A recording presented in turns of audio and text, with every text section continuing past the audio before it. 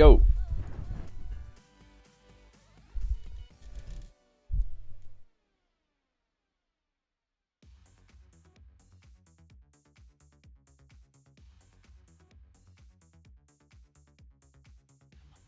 Wait, did they rebrand to EU LCS? What's going on?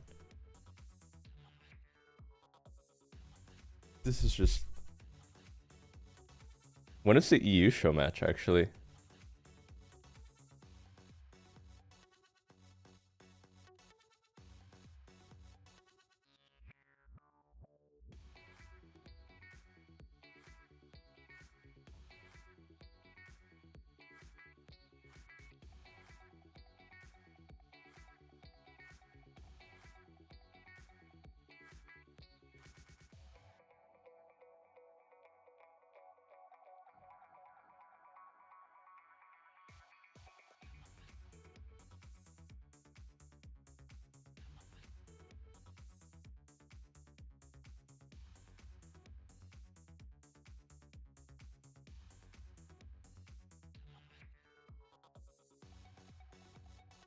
Am I gonna unleash Pen to 1v9 the show match? I cannot reveal what I will be playing.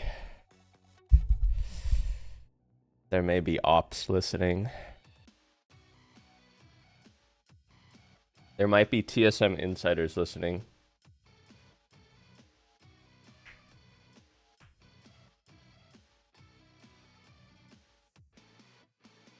Who am I cheering for? Bro, fuck it. Let's root for M Koi. They have Jojo Pian. That's pretty much an NA team.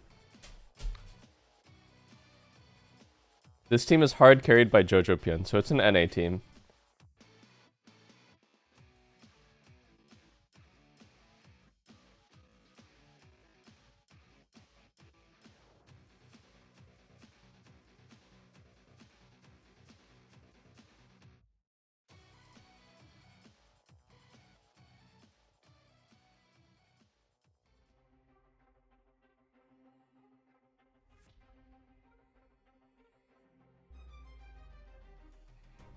Holy, that old animation.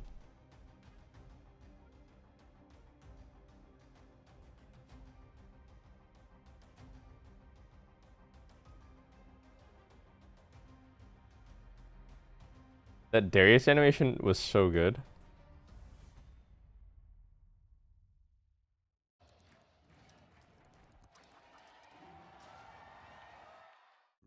You don't have stream volume? When I was a player. Wait, how? To like make a misplay. Maybe it's my mouse. Maybe it's my armrest. Something feels wrong. If you were at home, you wouldn't do that. The Infinite Precision Armrest is part of the largest Ukulab on Stage standard initiative, aimed to bring your home or training room settings to the tournament stage. 이제 저뿐만 아니라 다른 선수들도 세팅을 더 원활하게 할 것 같고 가장 편안할 때 더 강력한 플레이가 자연스럽게 나옵니다.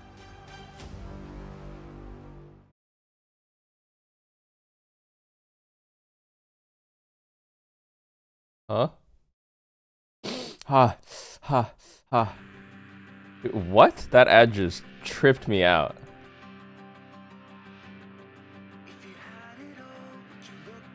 That mental health ad just tripped me out.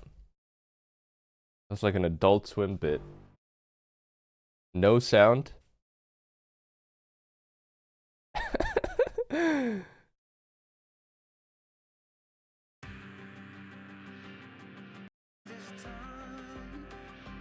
Wait, Movember is a brand?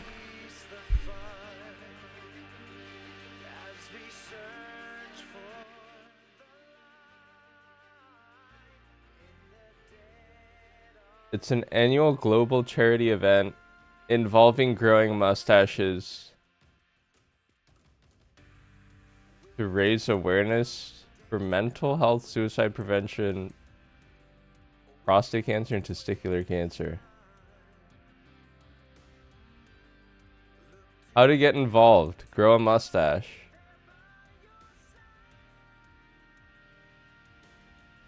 $60 people every hour? Oh, jeez, man.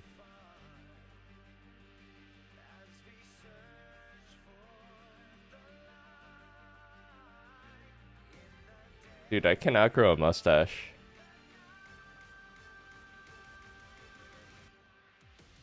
Europeans are eating good. What is the streaming hour? Yeah, I'm trying it out. I'm trying it out. Hello, everyone. Thanks for tuning in. I hope I don't kill my fucking channel. But what can I say? I just love League of Legends and I want to watch LEC. Or is it actually EU LCS now?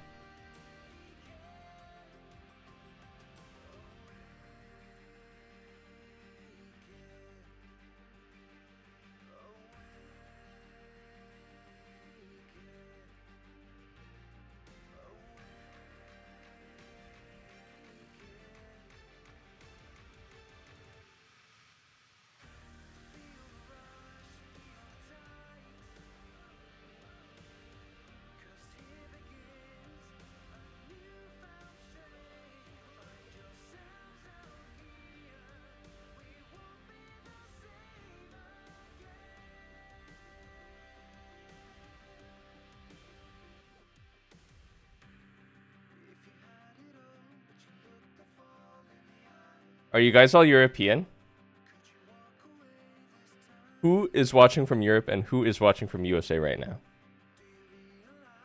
And who dares to live somewhere else?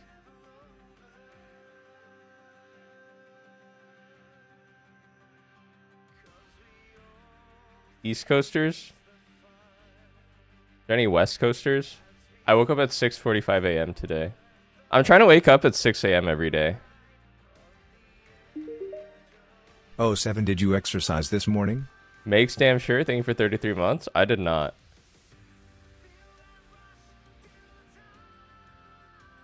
It's too damn early. I would literally have to wake up at like 4 a.m. 4 or 5 a.m. I don't even... The gym doesn't even open till 5 a.m. It's 7 a.m. right now.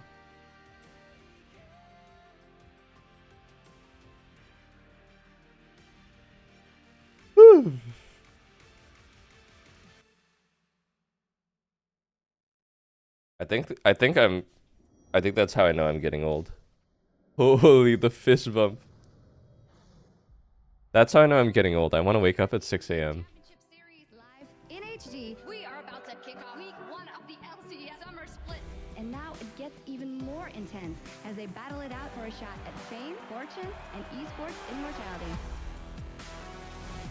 So many good teams participating. The skill floor is going to be rising up so high. It's going to be amazing. Our teams are ready for some serious battle, but it took blood, sweat, and tears to secure their spot in the LCS. Welcome to the European League of Legends Championship Series. Innovating Locket in the shop, we can't lose. Our Heart of God will scale us all the way to the first place. This is what peak League of Legends looks like, and it comes from the EU LCS. To compete here, you have to be the best.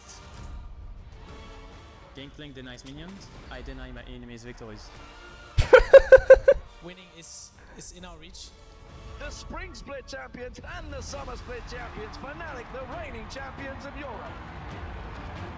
Fnatic of the new kings! Fnatic are the kings of the EU LCS.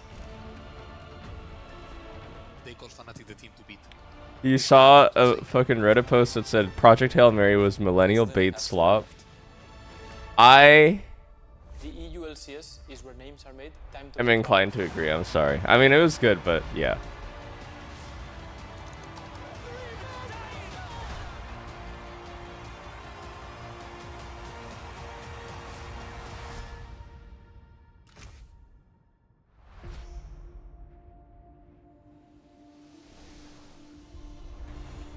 Welcome everybody to the Adidas Arena Paris live and in HD, yes again, for the EU LCS road trip hosted by Carmine Core. My name is Shox and I'm joined What the fuck? That's my ADC, Jack Spectra. If you're wondering what is up with all these shenanigans, well, it's the EU LCS themed road trip because we do have the League Classic show match tomorrow, but we also have... That's the AD for UK League.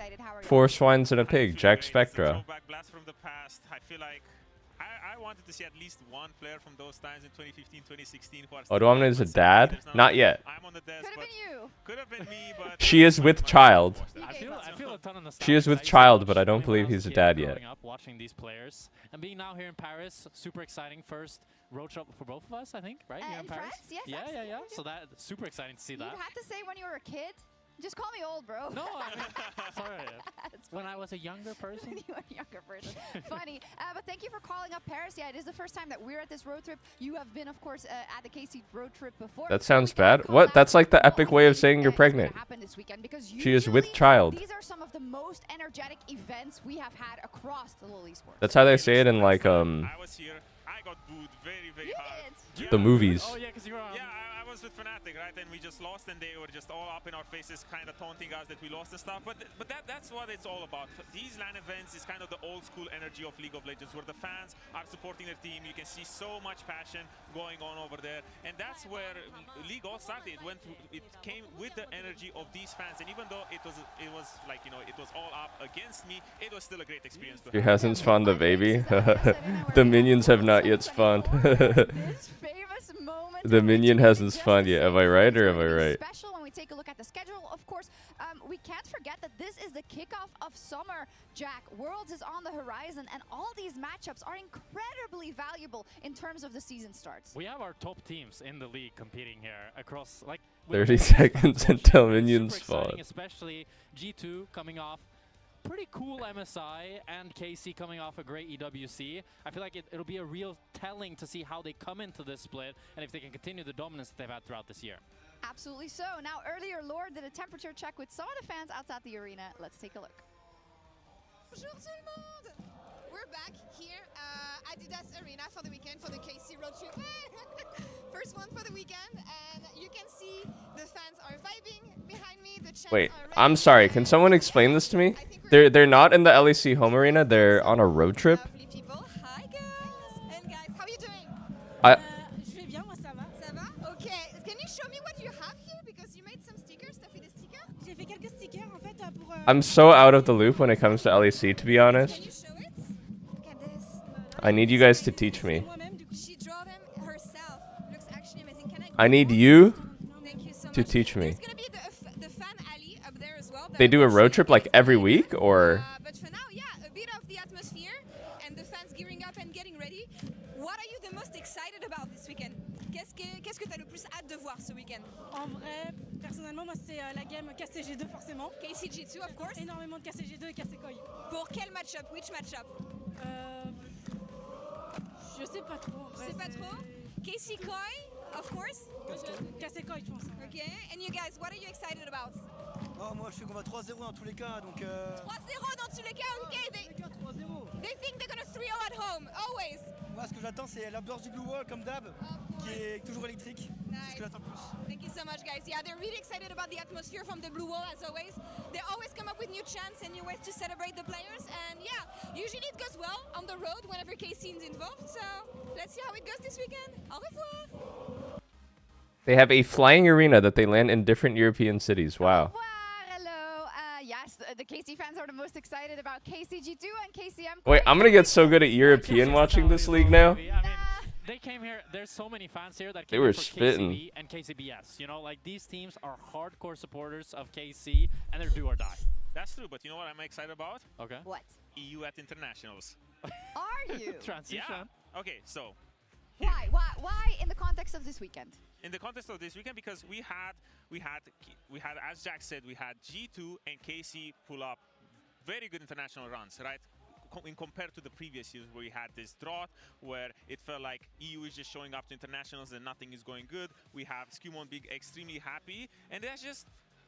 It's great because as an EU fan, I haven't had this feeling in a long time where I have faith. Sure, finals was not made at MSI, KC made finals at EWC, but still, in the context of everything, with how it used to look back then, it's a lot better. Yeah, I think it's been a real roller coaster. Yeah. It's been I'll be really right back. up and I'm gonna get down, some yogurt before the but game starts. Previous years, we haven't had the ups. No. We have only had the downs. Like if we Much look love at from the Vienna. Hey, numbers shout out of to the wins entire city of this Vienna. year Shout out to the last, entire you can country see of in Austria. 2026, we are 13-15. If you're not from Austria, you can go fuck yourself. 2024, 2023, we were not even in the Sorry, I didn't mean competition. that. Please So don't the go. fact that we are able to actually beat LCK, beat LPL in best of fives, Top Esports helping out a little bit, of course, our Yeah. brothers. But still, the fact that we are even in the conversation is a huge step up from last few years. And also the stats is the whole region, right? We had G2 always carrying the region, Yep. but I want to bring context to the stats and why they're so important, especially this 2026 versus 2019 stat line. Because what used to happen is all of these international events, EU would rock up to them. They would be extremely innovative. We had the Pike in 2019. We had the range supports a couple of years back. And leading up into Worlds, everyone does really well. But what happens is that as the tournament goes on, the East adapts. They perfect this meta and they overcome us. But these tournaments, especially with this patch and this meta with all about volatility, we saw how much prep mattered. We saw how much having this sorts of innovation can carry EU. It's true. It does scare me a little bit that we saw those hopeful things and now like the LCK has truly woken up. And then come Worlds, we're completely in trouble. We can talk about it a little. A lot can change. A lot can change until then. I mean, for sure, it can be hard. I think the fact that, for example, KC lost with their home crowd in EWC in finals is like sad because that feels like such a good moment to potentially do it. And I do think, as you said, Odo, the biggest thing is that Korean and Asian teams in general are so good at adapting in the tournament. And we've never really seen an EU team do that. So that's the #1 question if we are to have a good World. But we used to see it. I guess that's his point, right? We used to be a little bit of the innovators, but that's what we're looking at Summer with as well. I just want to see how are these teams going to evolve? How are they going to be equipped to represent us at the World Championship? Well, they've said, you want drama? You get drama at the start of the summer split. Where do you want to start? Okay, so historically in EU, summer is a split of civil wars. That's where teams are imploding. Yeah, because every team throughout their cycle of a year of competitive play, they go through one civil war, and in EU, it always used to be in the summer. And we already saw it. We saw it with Vitality, right? We saw Humanoid come in. He was touted as the savior of Vitality. He was the one who pretty much padded, and everyone on the team said, hey, this guy in mid-game, he's doing so much good stuff for us. He's leading the team forward. We have such a great identity now. Everything makes sense. But now, all of a sudden, he's gone. And from the outside looking in, Jack, this is suspect, right? What's going on? I mean, you have to assume that it's not due to in-game issues because Humanoid, he had consistently very good games, and as you said, Odo, he was touted as the person that brought the macro to this team, that really helped them out, and I think you can see the evolution from Shayak into Humanoid, how the team played much better around him. But then we also have Naknako coming out and just being like, yeah, no, when scrims go bad, I just protest, I run it down. It's like the Zeka That's quote. not what you want your MVP to be saying. You want your MVP to be the stabilizer, to be the one that can carry through the tough moments. Exactly, because we had this feeling from Vitality. We saw it in spring. It was always like, oh, they're doing this chaos. They're thriving in this. This guy's the MVP, Nako. I've never seen him play a single game before. When things go bad, he runs it down. He punishes his teammates for doing all of these things, and it made sense. But now, with the fact that they make such a drastic change goated? after what was arguably their best regular season performance in years, that's where it makes me. Does he do well versus BB? What do we think about Fiesta? Who is he? Where's he come from? How's he gonna do? I mean, he's kind of a random Korean. I'd say he played in Turkish League for like 2 years. I played against him a lot in solo queue. For me, my most vivid memory. Did he just say he's just kind of random Korean? I have seen in solo queue have more deaths than Fiesta. Jack, we can't say that, man. Averages 8 to 9 deaths on every champion. Hey, he just fights to the death, and that's what I'm expecting on Vitality. But isn't that the Vitality spirit? And that's my son you're talking about. Dude, they're sponsored by Magnum? Let's not jump ahead of ourselves. Oh, the ice cream. Because that's what Vitality is all about. Yes, and he apparently flamed Fleshy in solo queue. before he joined. Hey, I flamed a lot of my teammates before I joined team with them. Yeah, so is it usually then better synergy or worse? Well, usually people let bygones be bygones. Yeah, it's a bit of an icebreaker because you do it, you flame, and I then don't it's know like... icebreaker. Mr. JBM, thank you. Your teammate is like, hey, you remember 2 years ago when I said despicable things to you? I was like, we were kids back then, it's fine. We only have 3 more minutes before we get into kind of the opening, so I want to talk about G2 as well because they went to MSI. Ooh, are they gonna have like a little show? Performances versus TES versus T1, lost the Lion. 3 seconds later, I open X, bam, Dylan Falco's. Do they have a musical performance prepared for us today? It was going on longer than that, but the timing was suspect AF. Some breakdancing, maybe? Because Dylan is the most accomplished coach of, I don't know if all time, but I would personally say all time, especially in the U. I feel like his pedigree grabs one MSI. That's true. But he's up there in like the Mount. Who is the We Have Caterl at home in the center? Just to bring a little bit of perspective. That's me. Yeah. It's not like this was this ongoing project where, hey, we're gonna have perks from the beginning of the year. We're gonna be like building him up. It really feels like it's one of those moments when you have a coach for a long time, because most of the time these coaches, these old school coaches, they bring a lot of structure, they bring a lot of planning to you, they bring a lot of good drafts and all of that stuff. But as a player, what really gets your gears going? Oh yeah, these guys canned their head coach. They canned my former coach, Dylan Falco. Plans and all of these alternate ways to see the game. I do have to say though, I mean, G2 has made a lot of controversial decisions. Dylan was my coach on Immortals after that year where we went like undefeated and bombed out in playoffs. He took a ship straight to Europe and never turned back.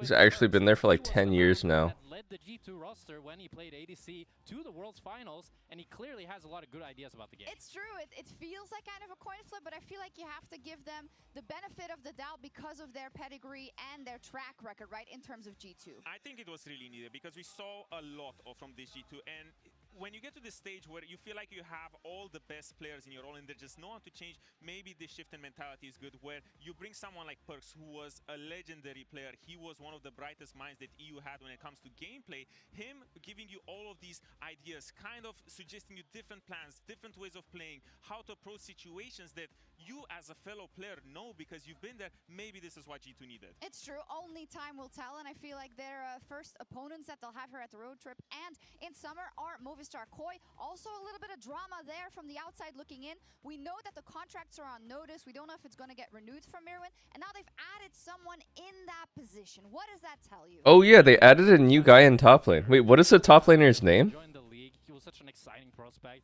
He played champions that nobody else was willing to play, and he just brought so much energy and just vibrance to the team. Dude, this Mirwin guy, I don't know. I can't trust a guy that would ever play Vex top. You are way too lost in the sauce. If you ever picked Vex top, you're lost. It's usually the people, you know, if you really like someone, you want them to do well. So I really believe you, but you seem extremely disappointed. Do you share that? No one knows the new guy's name? What's his name? Wait, maybe I'm supposed to know. I'm the co-streamer. Didn't they add a new guy? Absolutely have to show up this weekend. That said, such an important weekend overall. Wait, he's not even on here. Versus Mirwin in the very first matchup of our KC road trip, MKOI versus G2.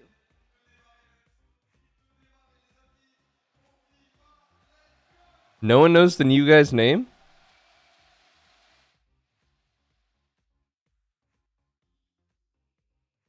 On MKOI?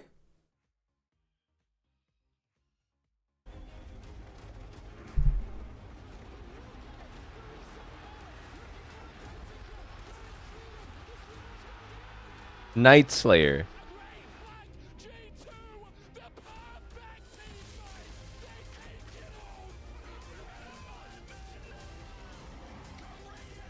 You heard a rumor about me? What's the rumor? That's a terrible name, Night Slayer? Is it that bad? Dude, no, I think it's kind of tough. You have to be a good player, though. You can't be a noob and name yourself Night Slayer. Like, imagine Faker's name was Night Slayer. That would be pretty cool. It's like Showmaker adjacent.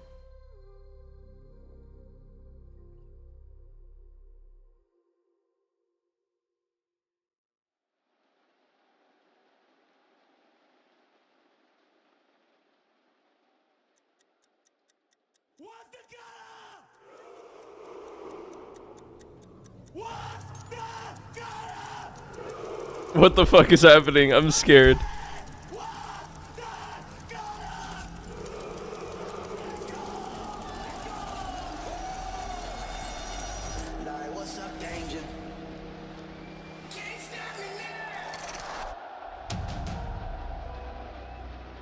Au MSI, on n'a pas fait une bonne performance et on sentait qu'on pouvait faire What? une très très bonne équipe. Je pense qu'on a réussi à le montrer chez WSC. Kaliz, oh, le pacing qui te partait, Kaliz! The support of the fans is huge for us. You know, it makes winning. He's playing Victor bot lane? What the hell? I'm always so hyped. I feel like the boost in me, you know, when I play in front of the crowds. I love it so much.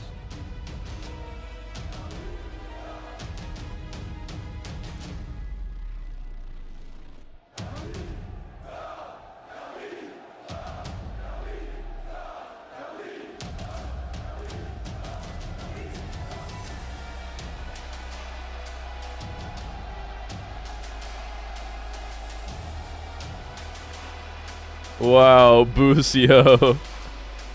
Dude, Busio and Callista look like they could be brothers.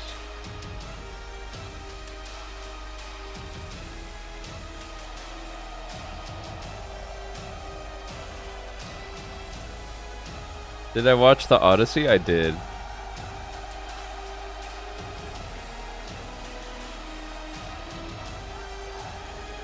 Kameto. He's the guy who runs the corporation.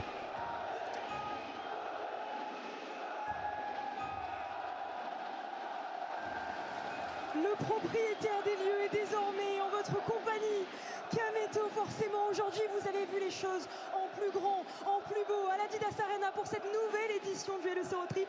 Quels sont tes mots quand tu vois ici et encore que le public répond, toujours présent à l'appel? Bah déjà, bonjour Paris, merci encore une fois d'être présent. Translate? Oh yeah. Comme d'habitude, je sais pas quoi dire à chaque fois. La semaine dernière, vous étiez là. On a battu T1, on a vécu un moment de fou. On est allé en finale. Oh, he was talking about how they beat T1 and made it to the finals. Donc ils vont avoir besoin de votre force, de toute votre énergie. C'est la dernière ligne droite pour aller au World, pour aller accomplir notre rêve. Donc déjà merci et je compte sur vous pour tout le week-end. And then he said that. Et ils sont présents pour toi et pour les joueurs. Est-ce que tu aurais un mot pour l'équipe du LEC qui pourra concourir dans un match à peine contre Vitality? Bah, les gars, gagner, hein, c'est tout. She asked how the match is going to go versus Vitality, and he said, well, we're going to win. Effectivement, vous le voyez ici, vous êtes nombreux et justement, les choses sans plus attendre vont pouvoir commencer. On sait que tu as un planning plutôt chargé, on te laisse retourner du côté du desk. Merci encore à Kameto. Merci. Give a big shout out to Kameto. Yeah. Et désormais, que les choses sérieuses commencent. G2 contre Koi, et vous le savez, l'ordre établi contre ceux qui veulent le renverser. Une rivalité qui dure au gré des saisons, mais surtout un duel qui ne perd jamais de sa saveur. Alors une seule question à vous poser ici dans l'arena, laquelle de ces deux équipes imposera son salut? Et ça, vous le découvrirez avec Noah. Mesdames et messieurs, nous y sommes. Ça y est, après 2 longs mois d'attente. Oh, thank God. À retenir votre souffle.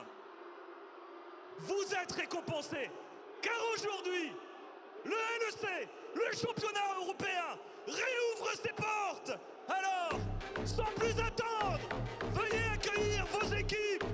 Les premiers à entrer dans l'arène, ils sont en territoire hostile.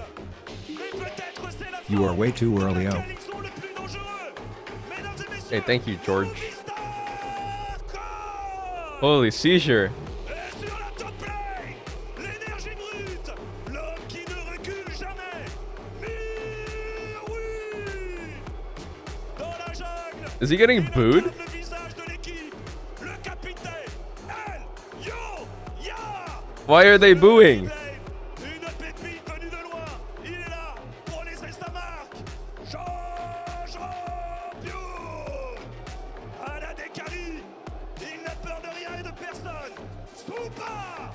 Et à ses côtés, le métronome de l'équipe, Alvaro. Mesdames et messieurs, pour Koi, s'il vous plaît, du bruit. Face à eux, mesdames et messieurs, ils sortent d'un très long tunnel. Let's give it up for MKOI. Boo. Les meilleures équipes du monde. Et cette année, l'année G2, le Okay, so well, are they gonna cheer for G2 if they booed for McCoy?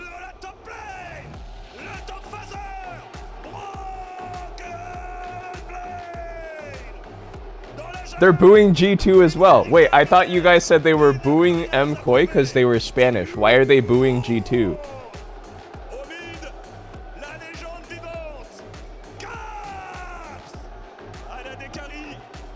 They're booing Caps.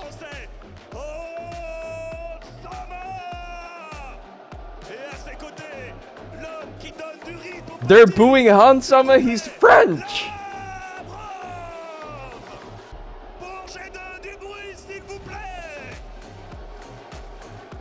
Alors, il nous reste un dernier sprint, une dernière ligne droite.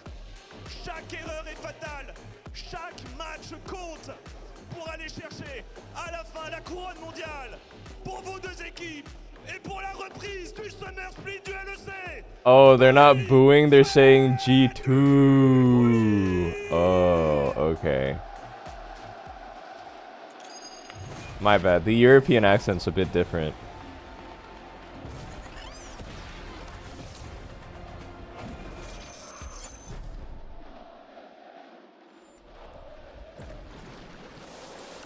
So they only cheer for KC? That's crazy. Shout out to KC. Those player walkouts were hard, bro. That was super dope. I love all 5 players coming out. Hey, my man Daniel Dracos knows who to pander to. He's like, please don't boo me. Sometime when the local favorites weren't winning. Please don't boo me. They're never quiet. I mean, when the camera turned to BB's back and he's turning around and just starts walking, that was pure aura. I mean, I'm super excited for today. I mean, this first series, we are eating. They got all my former teammates on the desk. They got Finn as well. Rematch. We saw this series deep in the spring playoffs. We can talk so much about revenge and the importance of this match. Look, it's week 1, but the big thing about this week 1 is all the top teams playing each other means this front-loaded schedule. These are really important games when it comes to if you're thinking you want to secure the top of the table, getting a win over an opposite number that you expect to be there, very, very important. Yeah, I mean, the win today might be the difference maker between being in that second seed or the first seed, being able to decide who you want to play going into playoffs. So it's super, super crucial that you pick up a win today if you want to. What the fuck? That's perks? But now, dude, why does he have like a little Jeff Bezos vibe about him? Is it just me? Coming in, little Tom Cruise, little Top Gun showing up on stage today. What's bro spitting? He's out there. Why does he look like that? You know, these are the questions we're going to be asking ourselves. Of course, more importantly, I think there's a lot of pressure on Perks' shoulders. You heard it from the desk. Dylan Falco, huge track record, change. Really feels like it came from nowhere. Because he likes Andrew Tate? Oh, fuck. Not necessarily in this game. Wait, literally, why is he wearing sunglasses, though? To see what this man can do in the head coach position as we get into picks and bans. Is a new patch, 26-14. Seeing the Poppy, the Syndra, the Shen. Well, that's your head coach, guys. Support options already taken off the board. I mean, it's already looking like MCoy really wants that Camille support. You already banned the Poppy, you banned the Shen. You want to first pick the Camille. And now G2 does have the choice. Do you actually want to ban the Camille? Do you want to take that champion away from Alvaro? Camille? Say, hey, show us what you got with the Camille. Camille? Nice ban, so dude, Camille is a bait pick, no? Is Camille not just the most gigabait pick? They banned out Shen and Poppy to literally open Camille support, though, so they're going to do it. Is going to be good. Look, I love to see it, quite frankly. I think they banned out Cap Cinder, which was kind of goated at MSI. Jace. Jace Ziggs combo type shit. Yeah, I mean, I think the big question now coming back into Europe after watching all the international tournaments. Oh, what the fuck? Locke is out. Locke is out. He's picking it. It's Caps. He's picking it. GG. GG. GG. GG. And we get to see a game 1 lock for Caps. GG. GG. GG. GG. GG. Is this JJK? Are we Jarvan? Rel. They will go full dive with Locke. Wait, he will play Akali. He will play Akali. Akali's actually really good versus Locke, I think.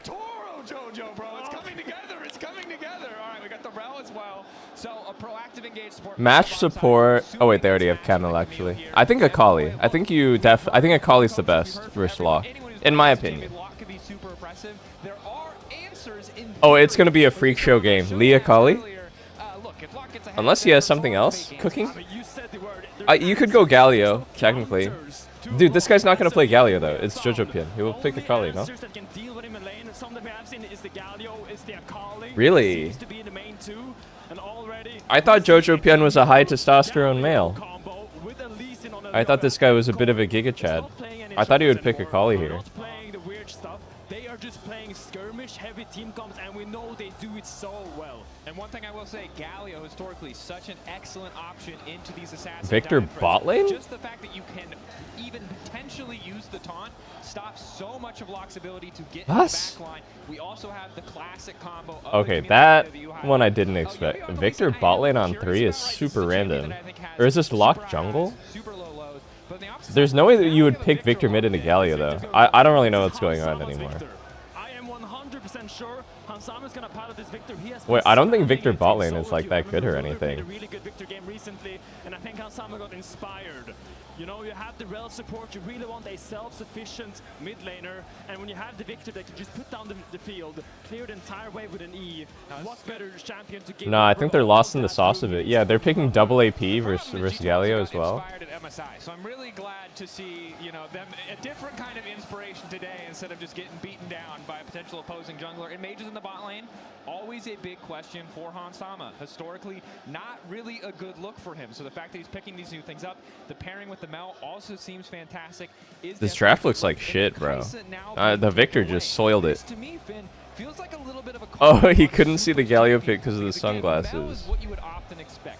Not always the strongest matchup to the Victor, but that's the classic pairing. Instead, they're banning the comfort option for the side of Supa. Yeah, I mean, the Kaiser ban makes sense. When you look at what MKOI wants to do, they want to dive. Now, I will say, I do think with the Galio in mid, you have a lot of space to pick a mage in the bot lane. You're not that heavily inclined into the magic damage just yet. So in theory, Supa could just pick a mage here to match the wave clear of Victor, to really give Alvaro all that space he needs to move around the map.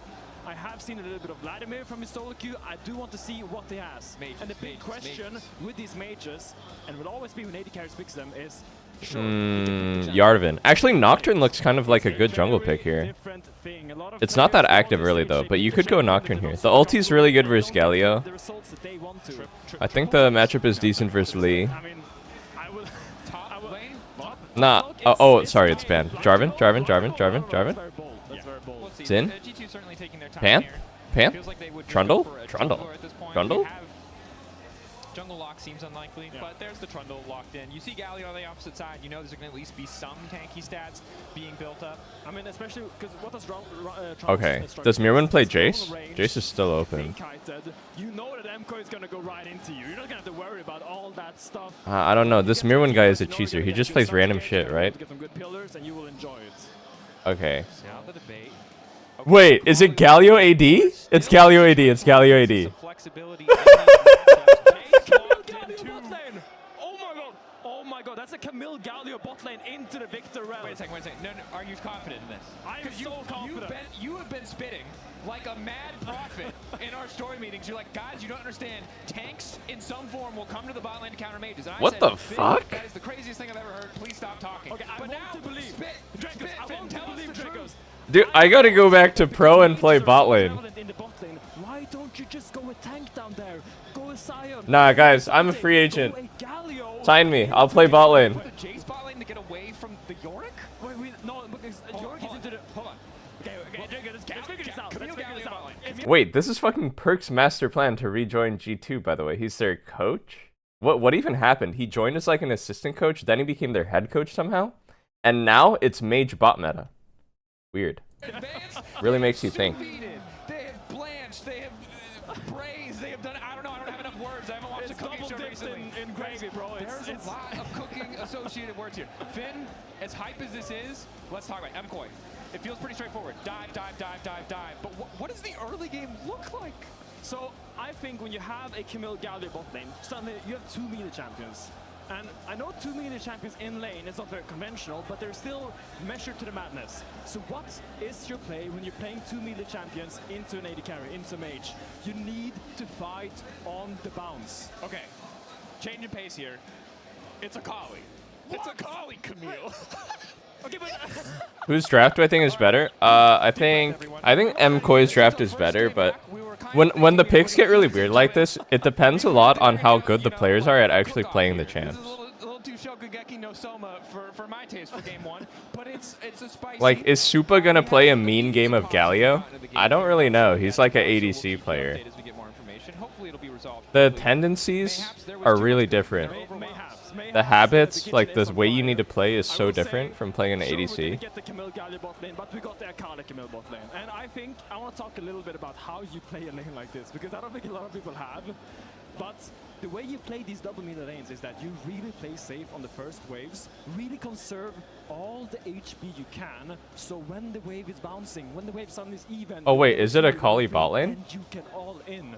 You need to play for this timer or your lane is going to be miserable, because there's a reason we don't see a lot of meter champions in the bot lane as the main carry.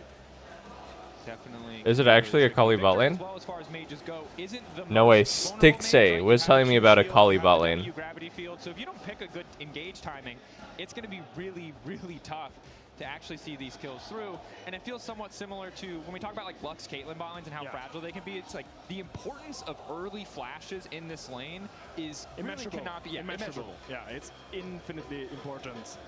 Dude, no way. They're lost in the sauce. No way that's good. Put the ADC in the bag. No way that's good. When we first realized we put an 80 carry mid lane, and suddenly it was like Morgana, Sion, bot lane, or whatever. Absolutely. So I still think, at the end of the day, the junglers will dictate the pace of this game. Wait, actually, why hasn't the game started yet? These are two of the best junglers we have in our region, and I think this is kind of tested as a jungler because you know how to play a normal game of League of Legends. I, as a punctual American, thought the game would start at 7 a.m. because that's what the schedule said. Now it's 7:48 a.m. and we're in a game pause and we're having a break and having a Kit Kat. Dude, I need to go in like 2 hours to go to my show match.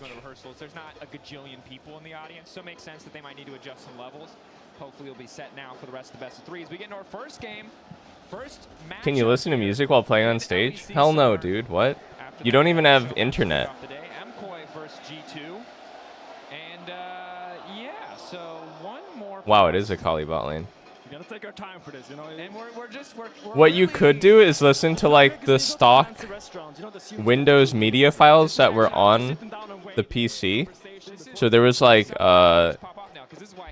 you know the songs that just come stock installed on Windows? I don't know if it still is, like Mr. Scruffy, Mr. Scruff, Mr. Scruff Kalimba.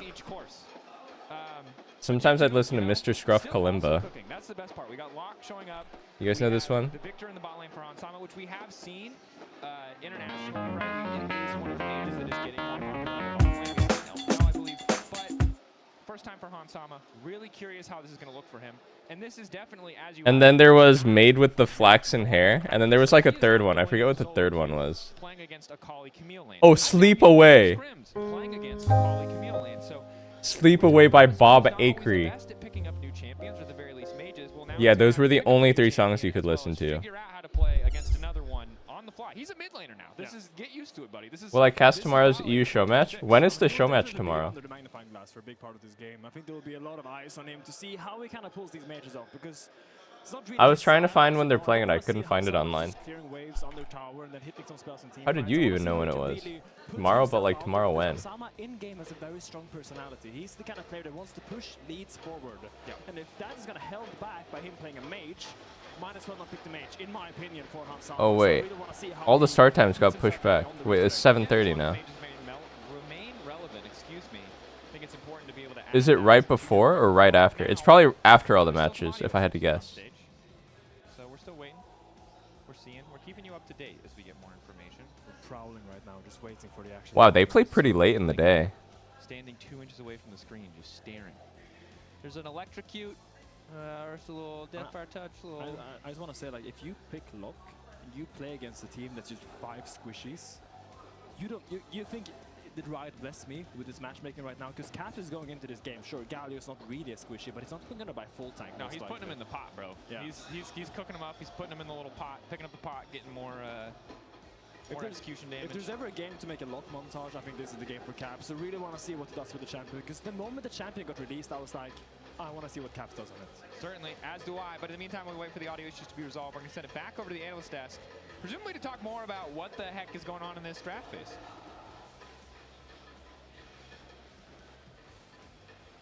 Well, apparently we've gone all the way back to IPL. Mekwa? Mekwa Kube. What does that mean? Audio issues on stage, unfortunately, but we'll be back into the action as soon as those are solved. Welcome, medic. Yeah, hello. Bubble, bubble, bubble, pop. Bubble, bubble, pop, pop. I don't get the reference. Is anyone here French? What does Kube mean? Was that the one with the 8-hour pause? It was the one with the 8-hour pause where Silver Scrapes became popular, but also Bubble Pop became popular. Wait. The 8-hour pause. They're booing the desk. They just boo everyone out there. Really? Yeah, because they kept playing Bubble Pop. Oh, they're cheering. Bubble, bubble, pop, pop, bubble, bubble, pop, pop. It was like a K-pop song. This K-pop song. It was a classic. Yeah, it was good. It was Yeah, good. I that's was the one- hungover most of that event, so I don't. It's the one bit of K-pop I know, and it's the only one I'm ever Yes. gonna learn. Speaking of K-pop, Lock. Lock Yes. Demon Hunter. Yes, Sure. yes. Kind of. Yeah, I mean, I don't know how much Dracos and Finn said. The beautiful It's analysis, slang. but It's a TikTok viral a joke pretty used as a crazy graph playful, here. silly Everyone going response for the when someone Akali bot says lane, the "qua." first Akali bot lane in Tier The 1 trap. play, which Ever? is The crazy. punchline. Yeah, that's what the Wow. producers Do you told. think they're taking it really seriously or not seriously at all? The listener naturally asks "qua." The punchline: as soon as a person says "qua," the speaker yells "qua hube." But there's a lot of cool things that is happening here. So G2 I don't are get taking it. this Victor. I think a lot due to they played against DK at EWC and Smash had a really good Victor. Someone and explain. was just kind of stomping all the mage matchups with it. So MKOI are like, okay, if we pick an ADC into Victor, it's pretty unplayable. Explain. Even if we pick a mage, it's a tough matchup. So we're just gonna go out of the books, you know, here. And lock in this Akali with the Camille. We're going to run a full kill lane. We're going to get level 6. And I think level 6, I mean, Camille... This one is actually much dumber and much funnier. Oh, it's funny. That's for sure. Not funny plus didn't laugh. Okay, those are bad ones. These are bad. Okay. Bad comparison. Anyways. It's an interesting development though, because when we saw. Oh, okay. That makes sense. Why don't you just play tanks into them? And we've seen the Mundo and the Scion, and they work I as think that is neutralizers, like right? And I really like analogous. this as an idea, Who? which is why Okay. I thought Galio was kind of that next evolution. No, it's like saying Anti-mage, D's and then nuts Galio or is the something. Anti-mage in that situation, and he's tanky enough that he can survive. Akali has a lot more kill threat, but only at level 6. You're going to get pushed in before that. Oh, no, I understand now. Qua is pronounced "quoi" in French, and the letter A is "ah." So it's like, okay. So it's like saying "ku B."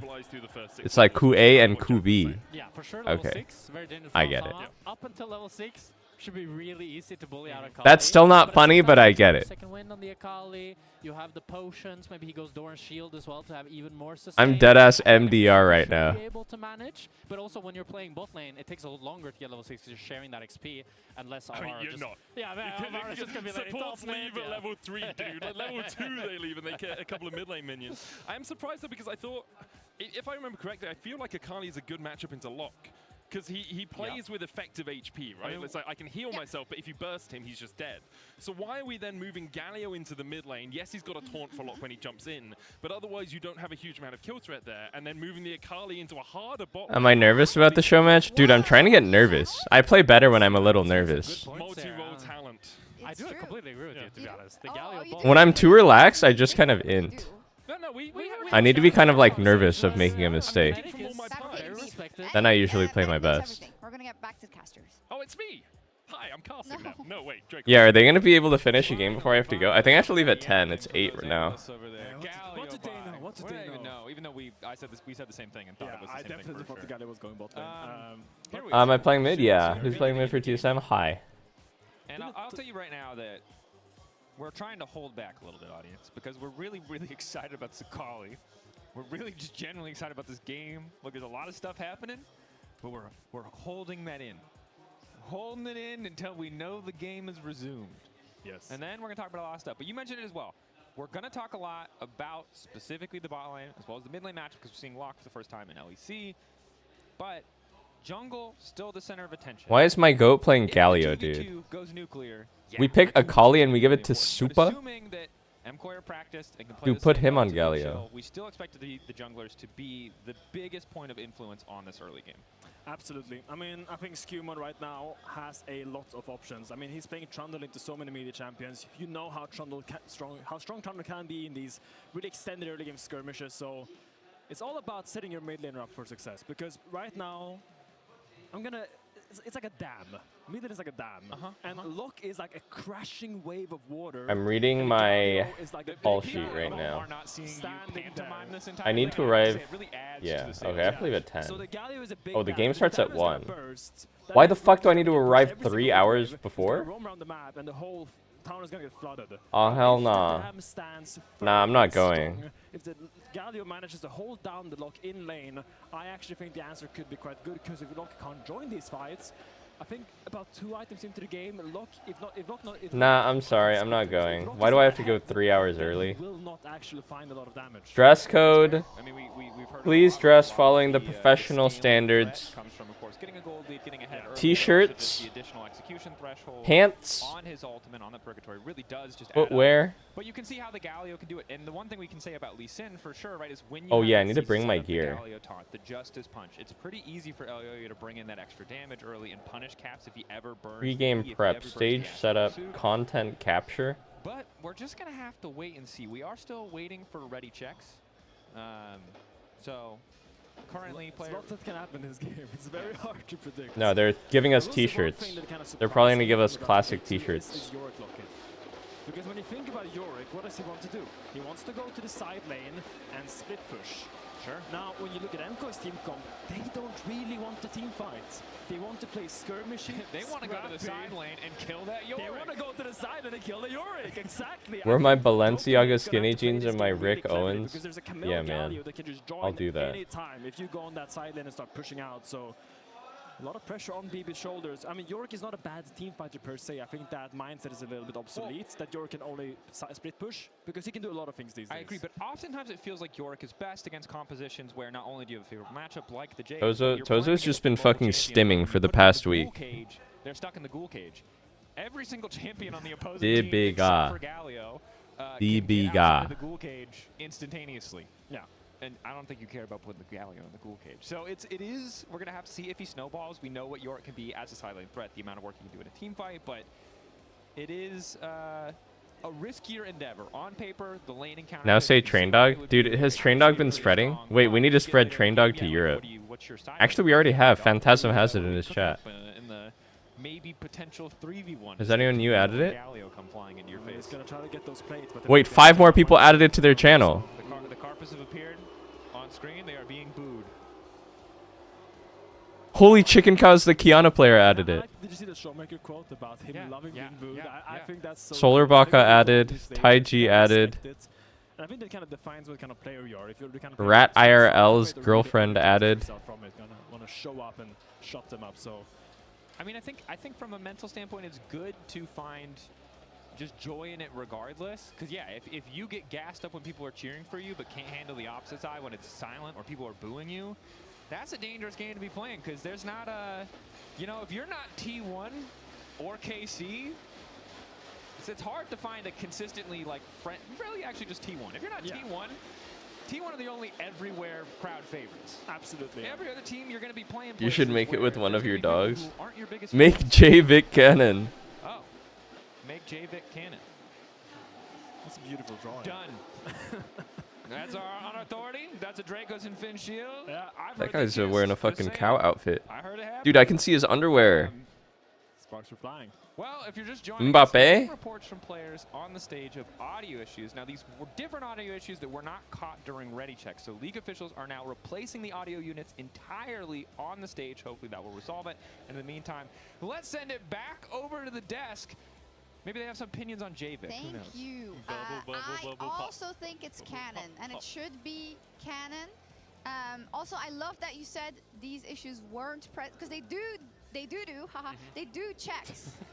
And sometimes stuff appears, and then people are in chat, and they're like, flaming LEC. But sometimes There were dudes who just... I missed it. issues arise. It happens, especially when you get a crowd in, right? And you don't have bubble pop going through the audience. How are they meant to know that they're ready for the games if you're not bubble popping on You us? gotta keep referencing, and It's not nobody even knows been 8 hours yet. Yeah, why are we complaining? Yeah, why are we complaining? Other fanfics. Leona Diana. Yes. I mean, it's true.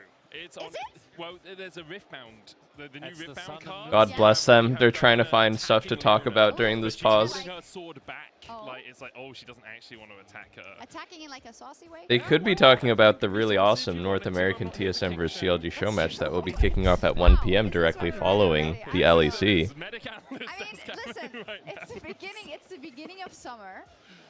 We had our draft. You guys already absolutely expertly broke down the draft. So the only thing to do is to talk about random stuff. Yeah, it's an exciting weekend. I will say, and this is a patting Riot on the back, right? Which 1 p.m.? PST. The schedule for this split Okay. Than I was for Spring Split.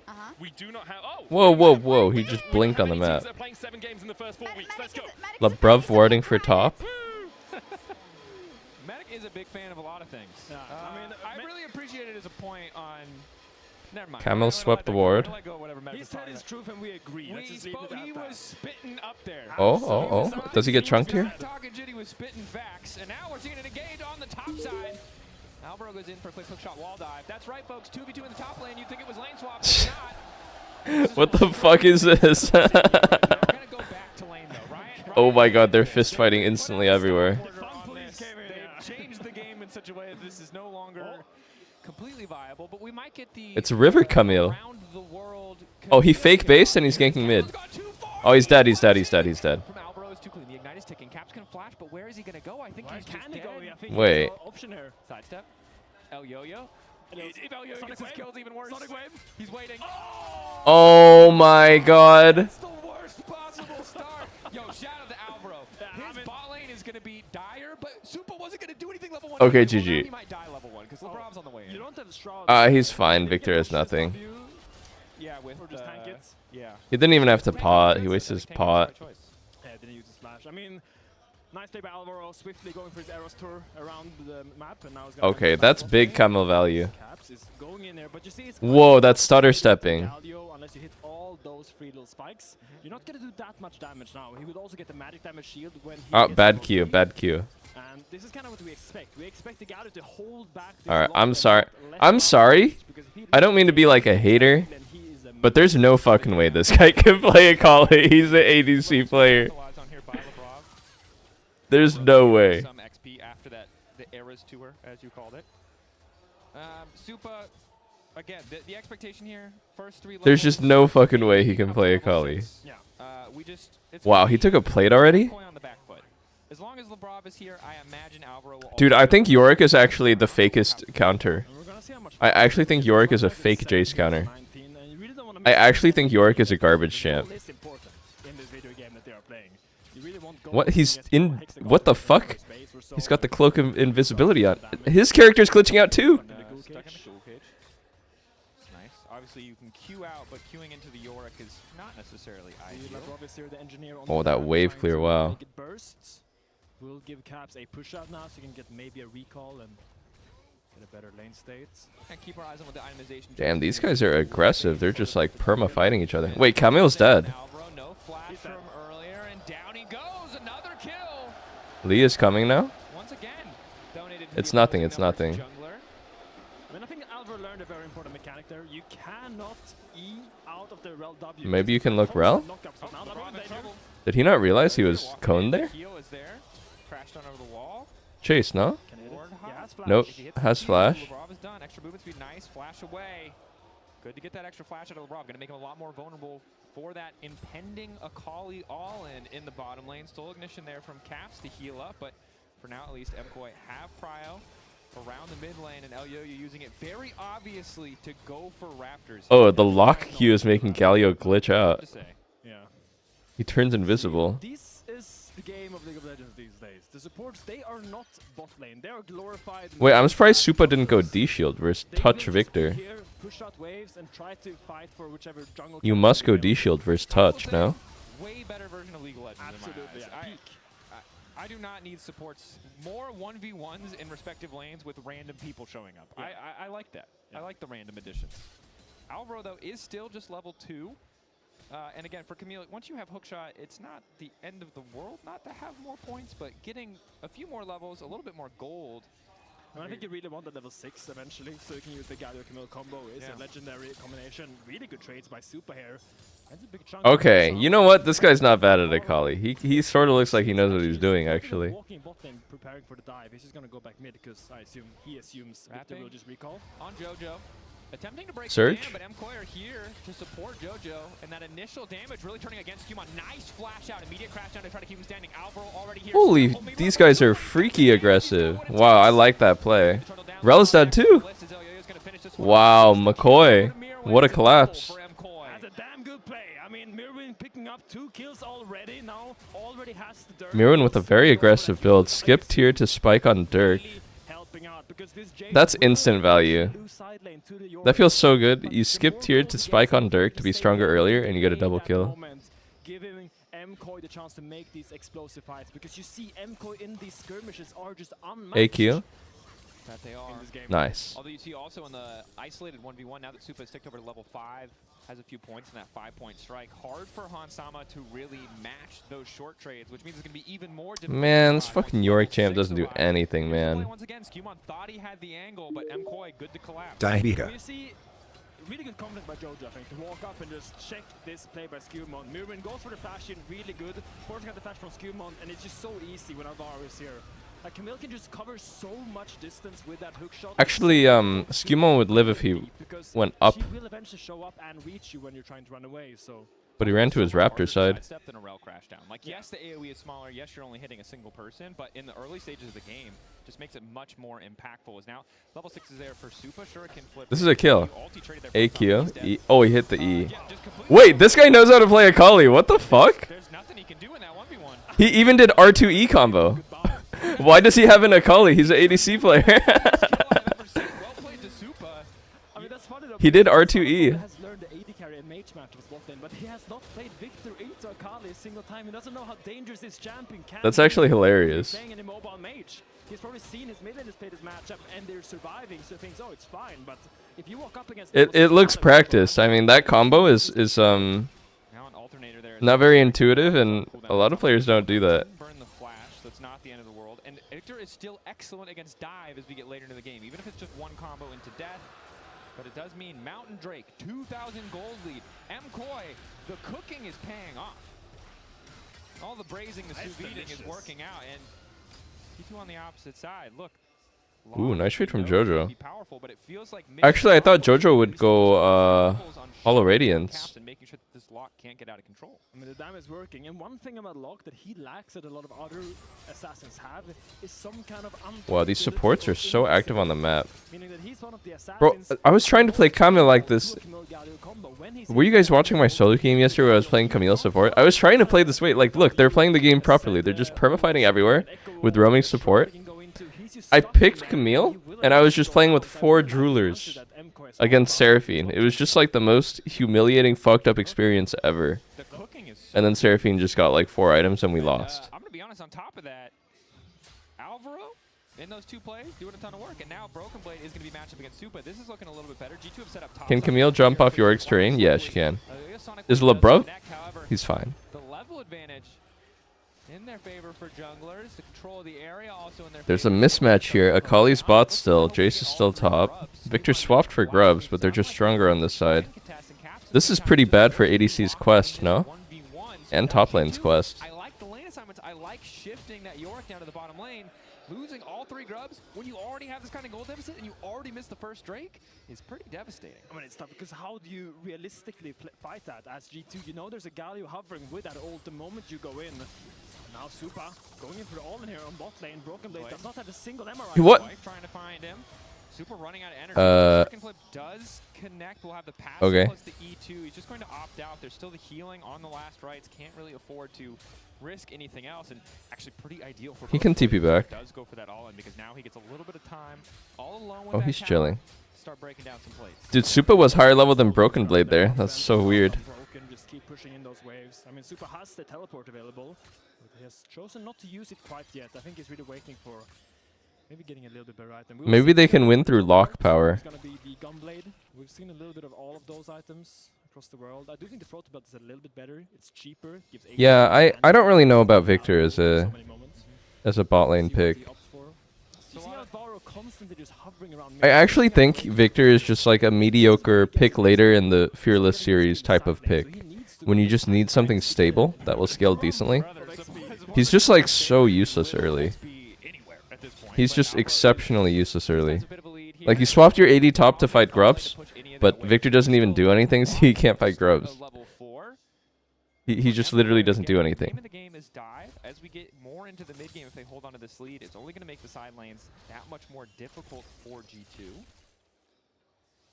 With a 1k lead now, has picked up the U-moves. It's very dangerous. Nice dodge by Caps. Dashes out of the Hang on. Justice Punch, but here is Elyoya. Yeah, good sidestep. Oh, that sidestep. Ignition just to get that extra move speed, dodge out of the way. And I will say credit to Mirwin, right, in the counter matchup. Obviously did get a lot of support from Ooh, Xerath I think is pretty good bot lane. Wait, he should have... Oh wait, no. Camel Xerath is a really nice combo. The lockdown into Xerath. in the debut matchup to play the Jace. I rate Xerath bot lane high. I think he scales like a beast too. And it's important to his head because when you look at it, he's kind of the AD carry in this comp. When you look at all these MCO's champions, he carried the I would say Xerath's laning is weak 1v1 because it's so hard to hit any fucking abilities, but if you have CC support set up, then he's actually kind of decent. Hang on, someone has to use something here, no? EE flash? Nope. Pursuit out from Caps. We'll just be able to make it out, but surviving to that tower is going to be tough. MCOy happy to just force that mid wave in. No TP for Caps either, so now he has to stick around, but you can see MCOy lurking in the darkness, ready to punish him. Caps, though, kind of anticipates it again. Fuck ass lock hero. Once again, Olvar is back mid there. It's a hard game to play for G2, but I will say Caps hovering like that, making them go on him, kind of denied a play from MCOy into the bot lane. So right now, G2 is stabilizing. They're holding on slowly. Although Lebrov, luckily the back end of the crash down does catch Alvaro to stop that from connecting. Level 4, Lebrov pretty vulnerable to these all-ins. Relish 4. Struggles if you're the engaged support on the team that's falling behind. I feel like at some point... No, I feel like all the early roaming is good. I do feel like at some point you do kind of have to get level 6 though. Don't you low-key get this in like one wave from catch-up EXP? Let's see how much EXP he gets here off soaking this wave. Oh my god, his EXP bar is going up so much each minion. You crucially cannot E her when she's in her W animation. You can only really E her when she's starting up the W animation. Oh my... Dude, this guy is so fucking cocky. You're right. Call out. Okay, shattering strike there. Alvaro locked up. Hang on, did Rel int? Rel inted, Rel inted, Rel inted, Rel inted. Rel inted, Rel inted. E, E, A, Q. Oh my god, that was such a nice Q by Jojo. He cleaved Hans with the side angle of the Q and focused Rel. Wow, that was a really nice Q. Dude, this guy is so good. It's the North American in him. I'm sorry. Tries to get something back, but now Supa immediately walks into mid lane, hits the shuriken flip. Oh. What? Nah. Nah, that brother's inting. What? No doubt in my mind. That's so random, by the way. 7-2, double dragons, 4K lead with the Akali bot lane option. They are nasty with it. I mean, Supa is executing this Akali champion perfectly right now. I don't know if he in the break here, which is sitting at home spamming Akali mid in solo queue, but his mechanics are clean in all these. Look at this Q by Jojo. Oh my god, cleaves Victor with the side. Toss the grenade. He's fine. Camel's fine. That brother's inting, bro. To send MCOy to purgatory, but my man is in hell right now. What? 0-3 lock. Yeah, someone called Dante and didn't know what layer that is. Yeah, we gotta know. Where Virgil at, bro? We need Dude, that shit was 1v3. What? Oh, nah, they're doomed. They're doomed. I mean, we are in the desecration land right now, as you see Supa. Wait, Caps was actually like going Ultra Instinct until he died to Akali's TP on mid though. His movement was crazy. He was dodging everything. And look, we saw G2 at MSI, these teams at EW. I think for Locke, I think Storm Surge is actually a better rush. Lichbane is obviously a really good item on him. But Lichbane is good after the fact that you can already have the damage to one-tap them. And Storm Surge is way stronger on one item. So actually I think that like could be build issue. I think this Akali bot lane pick was a headshot. This Akali is 1v9 as well. Just the wipe being called out. Wipe aggro pulled by Mirwin. But I would say I've tried Storm Surge Rush and I've tried Lich Rush a lot. I think Storm Surge Rush is much better. And you spike Gigahard on Storm Surge plus Pen Boots. And then, after you're already pretty strong, then you go Lichbane. IMO. Just IMO. E? E? E? Oh, wait. No! Wow, he actually almost got out. Oh, Jojo fucked up there. He didn't proc his surge, and he didn't ulti out in time either. mean, if there wasn't a pillar there, I feel like Super would have immediately gone all in. You can see it. There's some bloodlust happening. I mean, Super needs to calm down a little bit. Labrov is right there. Caps is a master of baiting. He definitely knows how to act out. He's a what? Oh, Super? Smells it out. But who is baiting who is the question there. Yeah, I mean, Super. Whoa, I feel like they actually could have jumped on Super there. With the shuriken. So good kill back onto If Jojo. Labrov just sent it with WR right there, I think Super dies. That was like a very cocky push check. Is able to grab the Herald, crash it in mid lane. And MKOI, again, weathered the early storm of the lock, made the most of the Sakali counter pick in that bot lane 2v2, and Mirwin in top lane also winning out on the 1v1. It feels like they got every single thing they could have wanted, but again, really giving a lot of credit to Alvaro here for that first gank in the mid lane, committing a lot of resources, making an already tough early bot lane 2v2 even worse by spending that time in mid lane. Really paid off. And it feels like G2 was a little bit off guard there because Labrov was their top fighting against Alvaro, and Labrov decided to base and go back bottom. I feel like it wasn't really. I guess Jojo doesn't go hollow because it would just make him too useless for Trundle Yorick. Because they had just seen him topside. It wasn't a very random level 1 mid gank. I mean, he did really well without even building any MR. But once again, kudos to MKOI for snowballing this game masterfully. We said only 8 minutes ago that Mirror was at 1k onto the Yorick. It's 2k now, and it's. I'm sorry, Yorick just doesn't do anything. Can I just say? Yorick just doesn't do anything. When your mana immune is stacked, but also when you get that armor pen from Cyrilda, that's when you shock blast, you start hurting so much more. Definitely will. And a lot of people on the opposing side going to be vulnerable to that poke. Caps and Ensemble going to need to play very carefully. Of course, has the upgraded Mercs to mitigate the magic damage, but the physical damage a little bit tougher to deal with. Alvaro also with the Blood Song as well as Thunder Sky, still not seeing Labrov get enough money to complete that support quest, which means him pretty squishy. Protoplasm Harness also hit pretty hard in terms of the early stages, so that is going to be a very vulnerable rel. Yeah, I just want to take a step out right now. If you just tune into the stream and you see this Akali bot lane, this is a real game of League of Legends.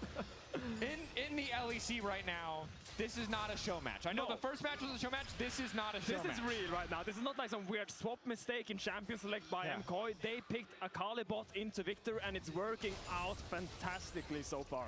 And again, when you look at Hansama and Supa, I would never look at either of them as chefs. Seeing the Victor, a great. No, I think you can have as much drinkable yogurt as you want. TP flank. Holy double TP flank, including a Kali AD.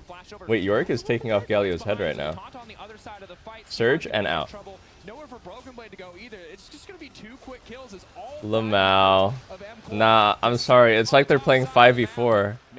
Victor's actually so useless while Akali's running the game.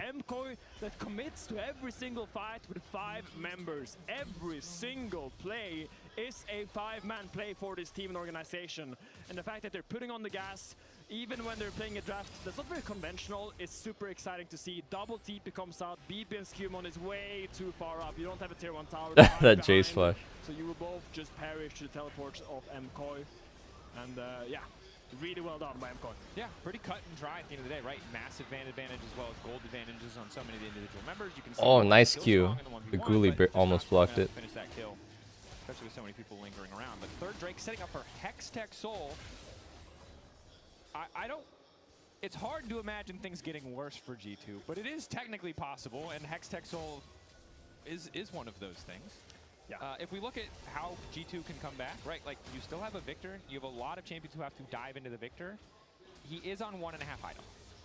But if he gets to 4 items in 20 minutes or whatever that's going to take, then there's a chance. Good damage on the Is that just a kill? Oh, close. Oh, that surge. Side lane pick is a lot more effective. The Camille, once again, the thorn in the side of this G2 line. I don't know. For G2, they need Rel Lock Wombo combo, but they look so dizzy, to be honest. They haven't made one solid play yet this whole game, I feel like. They haven't made one team play, really. They need Rel Lock Wombo combo, I feel like. And Lock resets on everybody. Lock is actually like Katarina Deluxe, where he can come back with just one set of bounties. They're getting completely Goomba stomped, completely absolutely styled on.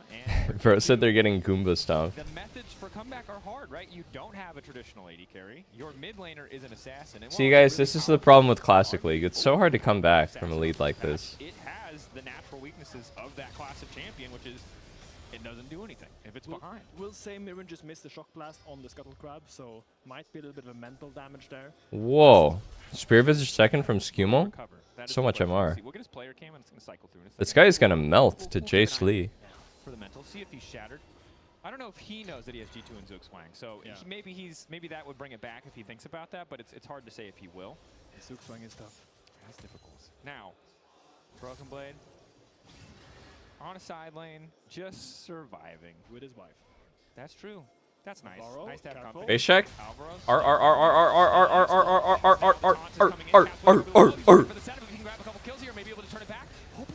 Oh, he doesn't have R. That was a nice flash by Alvaro. Flash the lock ult. Oh my god, they're actually getting farmed. Brothers, they're actually getting farmed. Supa now unstoppable. Broken Blade next. Elyoya on a rampage. MKOI just keep winning fight after fight after fight.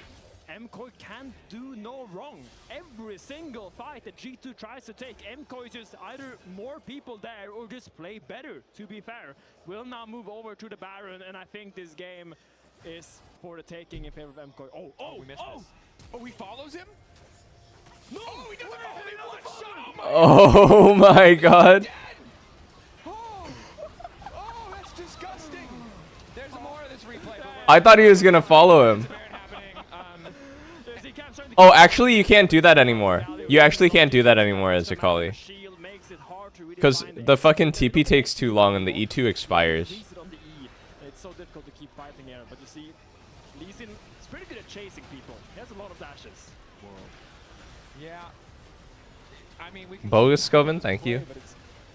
You're bringing out the CLG jersey? Thank you, bro. That's kind of it. There's now a Baron buff as well. So eloquently put. Sometimes, like, the thing about League is a game with gold and snowballing. Nah, he built Zonias as well. It's just over. You can't come back. You can't build Zonias, man. You just can't. I don't think in Modern League you can build Zonias if you're behind. And this is kind of the position this game is in now. You're just too little damage. I mean, it didn't matter what he built this game, but a lot of ADCs will do this when they play Mage's bot, and I hate seeing it. Like, at their core, ADC bot laners are fucking pussies, so they will build really defensively. You see it all the time when they play Mages. They build, like, Seraphs when they shouldn't build Seraphs. They build Zonias when they shouldn't build Seraphs. They build, like, defensive boots. Like, they just suck at itemizing Mages. And this is what you always see with pussy ADCs playing Mages. They're like, oh, jeez, I died a couple times. I need to play safe. And then they build Zonia. And it just ain't right. He has opened Pandora's box, and I want to see what comes out of it. Yeah. You should talk to Medic about that if you wanted to keep getting weird. If you already died 3 times like this, you have to accept that you already fed a few times, and then you just have to go full hog. You have to go full damage. Well, they're on the ropes, but they've been on the ropes for like 8 minutes. The ropes are like those really cheap ropes at the gym where you do triceps push downs. If this was a final, we'd get like really quiet and serious, like G2, stress. We talk about their story. It's week 1. It's a banger arena. It is an incredible venue. But I think G2 just, you know, figuring out what went wrong. Mirwin has flash. And trying to hold on to their composure. As much as we love it when MKOI are grouped as 5 and making plays together, they are no strangers to throwing a very one game. They're quite familiar with the Ooh, I think it would have been good for McCoy to engage there, actually. They lost top here for free. They were postured, but they hesitated, and they didn't engage. They're on the ground. The ref is not paying attention, and they're just getting punched. Dude, why the fuck does Supa have a clean Akali, though? Going out here. No. They tried to throw in the white flag, like Ebi like came out of nowhere and knocked that thing out. It's so unexpected. But now we get to talk about the unspeakable violence. Akali is easy, that's why I know she's not. She's very hard, and only the most talented and handsome players can play her. Is sick. It is awful at CJ. Like, thank God for Mirwin, or folks, this would be a 50-minute game. We would not be leaving the venue. Like, G2 might still win this just because every enemy champion cannot. Trust me, Akali's balanced and hard to play. Jungle, you are the god, but when you're looking in the base by a tower, you are like, okay, fight me, fight me, fight me. Yeah, Like, MKOI, you know, when the glass is closed, the dog's like, like just praying. You're just like, dude, we're not coming. No, out not the wife. Like, if you go out there, they're done. They're doomed. No. Dude, Yorick's so useless. But they're not breaking open inhibitors. I mean, there's Baron spawning in 2.5 minutes. That's probably where we're gonna see them put on the gas. Since when do you guys co-stream LEC? Since today. Welcome to the stream. So it's not over. It kind of like we should be when Shockbox is hitting that hard. It's not even going Cyril. They're so ahead. He's used straight for the voltaic for the big damage. I mean, there's no real tanks on the enemy team, so. No, I mean, there's no tanks in this game, pretty much. Yeah. Well, I like this. I would like more of this for game 2. Yes. I'm sorry. These are the guys who owned T1. Compliments to the chef. Oh. Yeah. He's dead, no? E? EAQ? Okay. Okay, well that is almost all of the wave clear. Personally, I would have done WAQEA. But that was a kill is a kill. Oh. Wait, he has Spirit Visage. He has been stuck in the cage, so we'll be forced to ult out. Wait, Supa inted. Supa inted. MKOI just wants to end the game. They're just sprinting past towers. What is happening? What's happening is Supa has died, given up a shutdown. Miro just got by a pillar. Now Wait. Jace no flash. They're throwing? They're throwing? Jojo in purgatory. That man is a 1k gold shutdown. If he goes down. Alvaro's about to try to take down LeBron. Elyoya is there, so they should be able to finish the kill. Cap still on the chase. Jojo looking to escape with The Hextech soul. Oh my god, they couldn't catch up because of Hextech. Little ghoul cage comes out, but Wow, that was actually almost a throw. gone. Okay, we're still 3 minutes away from Elder. If we were 30 seconds away from Elder, our G2 would be in a great position to punish. Unfortunately, this doesn't. Dude, I always think of that MF Doom song too when I see Supa's name. Reminder of what we brought up earlier, which is that if you ever have said to yourself, Did he say Goon Cage? There's no way he said that. Goon Cage? What the fuck is a Goon Cage? Dude, these casters are sexual. They were talking about how Caps is a master of baiting too. Did he say Goon Cage for real? Slow it down, because let's be real, this MKOI got went behind. Oh! Real shock blast. Oh, he said Ghoul Cage, guys. Come on now. Doesn't need to, and watching that shock blast connect, and you're like, wait a second, how are these the same game? All right. So that's Whisper picked up there. Oh. Again, reminder. Akali, bot lane, counterpick, worked. Alvaro, early activity, really worked. Caps, shut down early. That is the summary of this game. If you're still watching, you're watching the Goomba Stomp highlight reel. We are in the 360 Call of Duty Modern Warfare 2 montage. My man is out here with a bolt action rifle doing flips, back flips off building, headshotting people left and right. Mirren is using that item in Super Smash where you pick up the hammer, you just go bonking people with his hammer. I want to sing the song, but I'm definitely afraid of singing anything Nintendo related for the lawsuit. They should just send it. Camel Galio, go. Camel Galio, go on any guy. Just getting blasted. They should go. Oh wait, Supa's in ting. He caught him with the E2. Supa's in trouble now. Oh, that's devastating. Galio ult, Cap flashes out off the side. Broken Blade is still living. The wife is in the midst of the fray. Finally, but Skewmon is getting lower and lower. Jojo Pino looks like he's going to be able to finish the kill. Skewmon just a little bit too fast. Flash away from the Winds of War. Broken Blade still alive. Oh my god, they almost threw an unthrowable game. They actually almost threw an unthrowable game, I swear.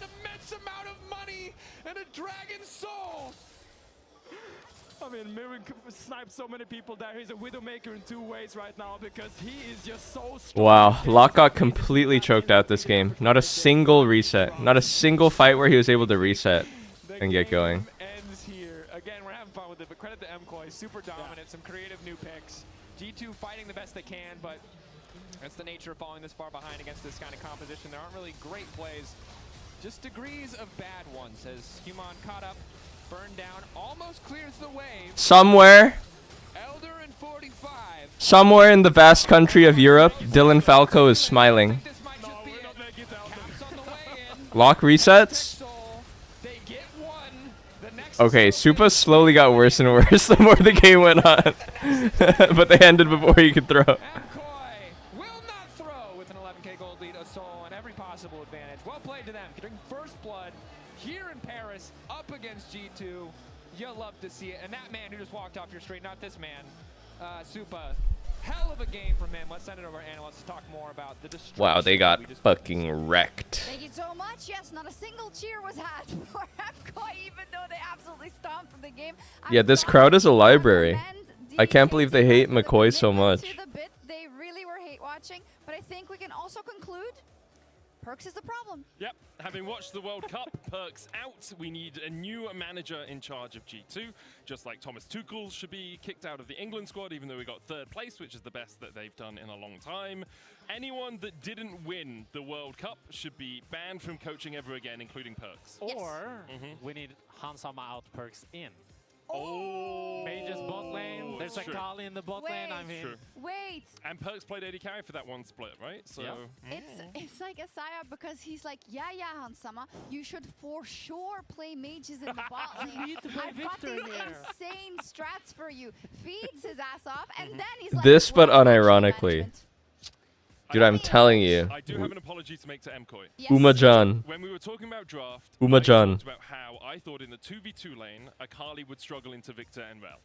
I forgot that bot lane is not a 2v2 lane anymore, it is a 1v1 lane, and Akali was fine just into the Victor, scaling up to 6 and then super popped off, right? So basically, what happened was, supports are broken, you can roam from level 1 and not lose any experience or gold, and therefore, Akali into Victor bot lane is good. Yeah, it's pretty ridiculous. You just see the Camille starting top, makes her way down mid lane, and then it's like, yeah, 3 minutes, maybe I can start going bot now. That's a fine time. I'll be right back, fellas. I ordered a burrito for breakfast. Apologies need to be made Okay, across the board. apologies for me. Yeah, okay.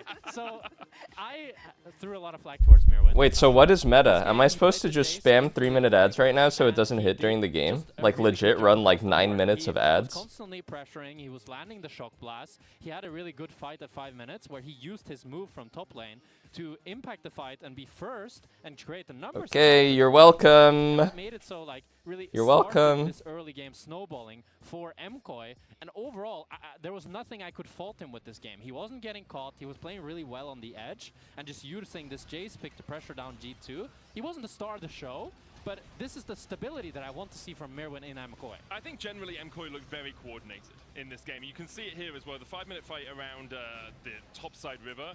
They know that they have first move from top. They know their support is going to be there quicker because Camille traverses ground very quickly. And they always know they're going to have a numbers advantage. And this is what really started the snowball away from G2.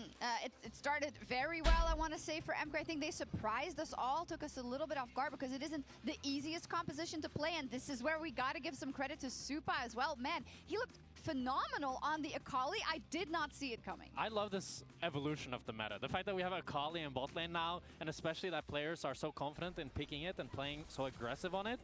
Of course, when you get level 6 on Akali, that is the danger zone for this Victor. But the fact that Supa was not just able to get there, but then also punish Caps, punish Hansama, finding these solo kills that set him up to be so useful in the team fights. It was really cool to watch. This feels like, reminds me of kind of 2019, I'm not gonna lie, when a lot of teams were playing crazy stuff in the bot lane and EU was on top. I'm not saying like if this is the world's meta, I have pretty high hopes. But you can have the highest hope you want, dude, but it's day 1 of the summer split, so let's temper those expectations a little bit. Like, credit to Supa, he's obviously practiced the Akali, right? He's doing the combos well. I don't think he did any of, like, the super Chinese TikTok sort of Akali combos. They were all pretty standard, especially, like, the kill on Hansama. Hans is standing still. Yeah. It's pretty easy to kill someone who's standing still on Akali when you're that far ahead, but I do like the fact that we're seeing that experimentation from MKOI. Traditionally, it was Mirwin in the top lane who would bring us out some of these different picks. Look back to his Varus that he was playing before everyone else was. I'm liking the fact the rest of the team is doing it. I don't like the meta. I know you do. You don't? I like AD carries and supports to be in the bot lane. For me personally, but it's playing, mages or this. For me playing, I like ADCs in the bot lane. But watching, I can think this give is you. very cool. It's different, it's unique, I'll give you that. Especially how the evolution goes. If it's just mages, I think that gets stale pretty fast. Sure. But if now people are going to be playing some tanks here and there, if they're also then going to still play ADCs when it's a good like game 2, game 3 of Fearless, and you have assassins, I mean that's a pretty cool meta. No, I'll give you that. I'll give you that. The further on we get through a series, the more I'm expecting to see those AD carries because mages are so much more situational. You can't have magic damage through your entire comp, so you need some of that physical damage. We don't see a huge amount of physical damage coming out of mid lane at all at the moment. You're looking at Yone, sometimes Tristana. So where are you finding that? Top lane it tends to be where you go, things like the Jace. And I expect to see a further evolution, hopefully, away from pure majors. Bot It's lane still all the time. fearless. It is still and fearless. but It's best true. of threes. Yeah. We're used to best of fives, but it's best of threes. Also, Locke, not that good. Yeah, he's bad. Perks out, lockout. Those are the two things. Yeah, I don't really think Caps had an opportunity to do anything good this game. But did he play I mean, he had a lot of blunders. He played poorly. Yeah, he had a lot of blunders. He was really greedy, Six using stats, his oh my God. mobility just like to farm, to hit towers, and then he would get caught right after.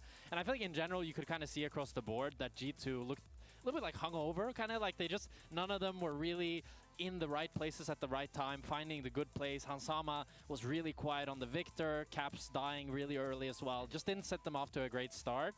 And we'll have to see if they can adapt in this series, or like G2 always has a slow start. Yeah. And right now they're playing against the best teams in this weekend. So this will be a really bad time for them to take that time. Yeah, I think it's important that we don't excuse the fact that G2 played poorly, but we do recognize the fact they've just had MSI and then EWC and then a here, and they have a coaching staff change, right?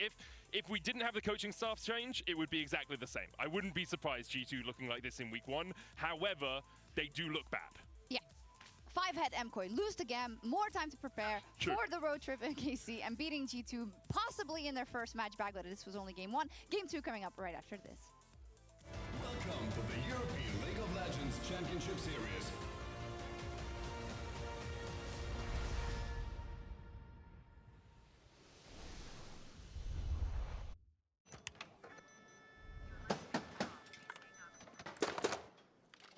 Brother, let me try. Wait, brother. Let us break this instead, brother.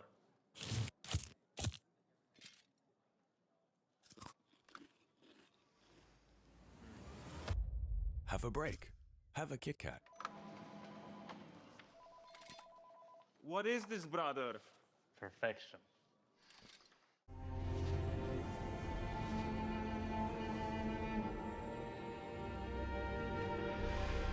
Ah, a new champion. Welcome to my shop. You'll need the right build. Choose wisely, because every upgrade brings you closer to the next level.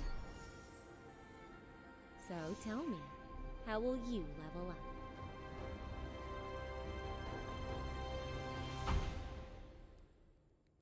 Pepper. Want to find your fastest server every time? Express like a pro and optimize What's your up? I'm connection back. in one tap. Express in game without ISP throttling. Express Dude, I took the cutest photo of Pepper this morning. Nah, I gotta show you guys. Trusted by gamers everywhere. Express VPN. Experience gaming the Express way. Fast, stable, competitive. Outplay the world. It's time to Express. Unlock free Hextech rewards, I just posted it to my exclusive story. skins, and more. Scan to subscribe. In your best man speech, you said my wife is funnier than me. That's factually correct. Okay. I just woke up and she was staring at me like that. It's fine, relax. I've got this. I have years and years and years of experience. Yeah, but it's gonna last. And there we go. Look at that. What are you so worried We about? love you, Pepper.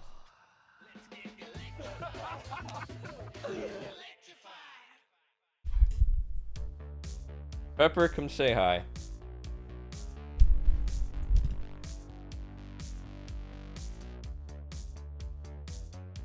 Pepper, hi.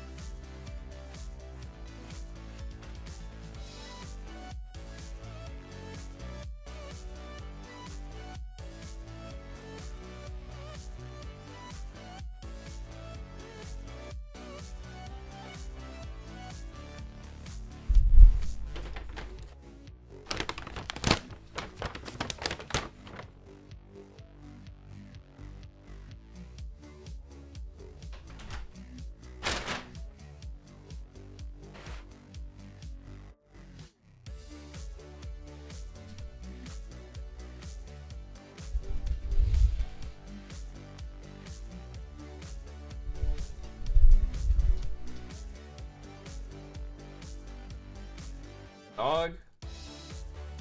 You sniffing? Hmm?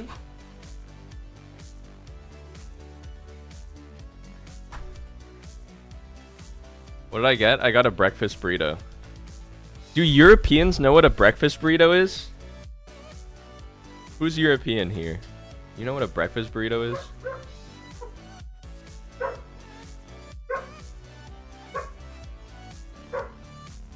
This stream will be a cultural exchange.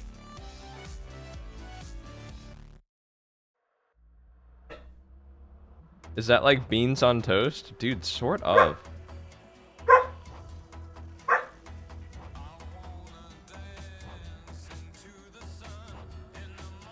Why does everyone hate on beans on toast? That doesn't even sound bad.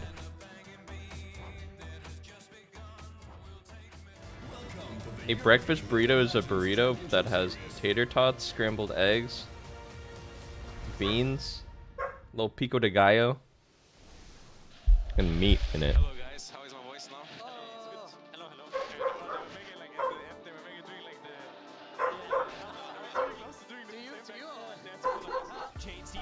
Pepper! Pepper!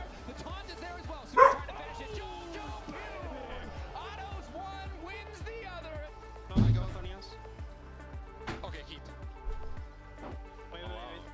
We can end this time. Super. Nice. And here we are, back for a game 2. Look, game 1. It happened. It happened. We all witnessed it. It was awesome. G2 have chosen first pick now, so maybe things change a little bit. Now we get to see how much cooking MKOI have done. Are they a one and done sort of team? Do we get like, you know, we get one interesting course in this meal that they're serving up for us? Bro, what's the MF Doom song where he keeps going super? Always think of it. Is it hoe cakes? As it were.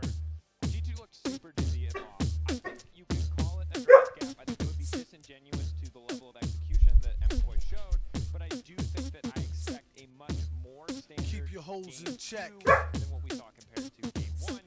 And I don't think that the game Wait, why is he not saying super?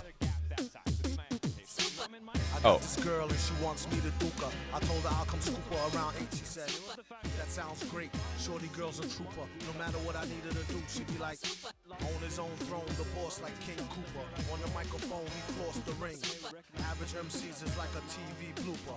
MF Doom, he's like DB Cooper.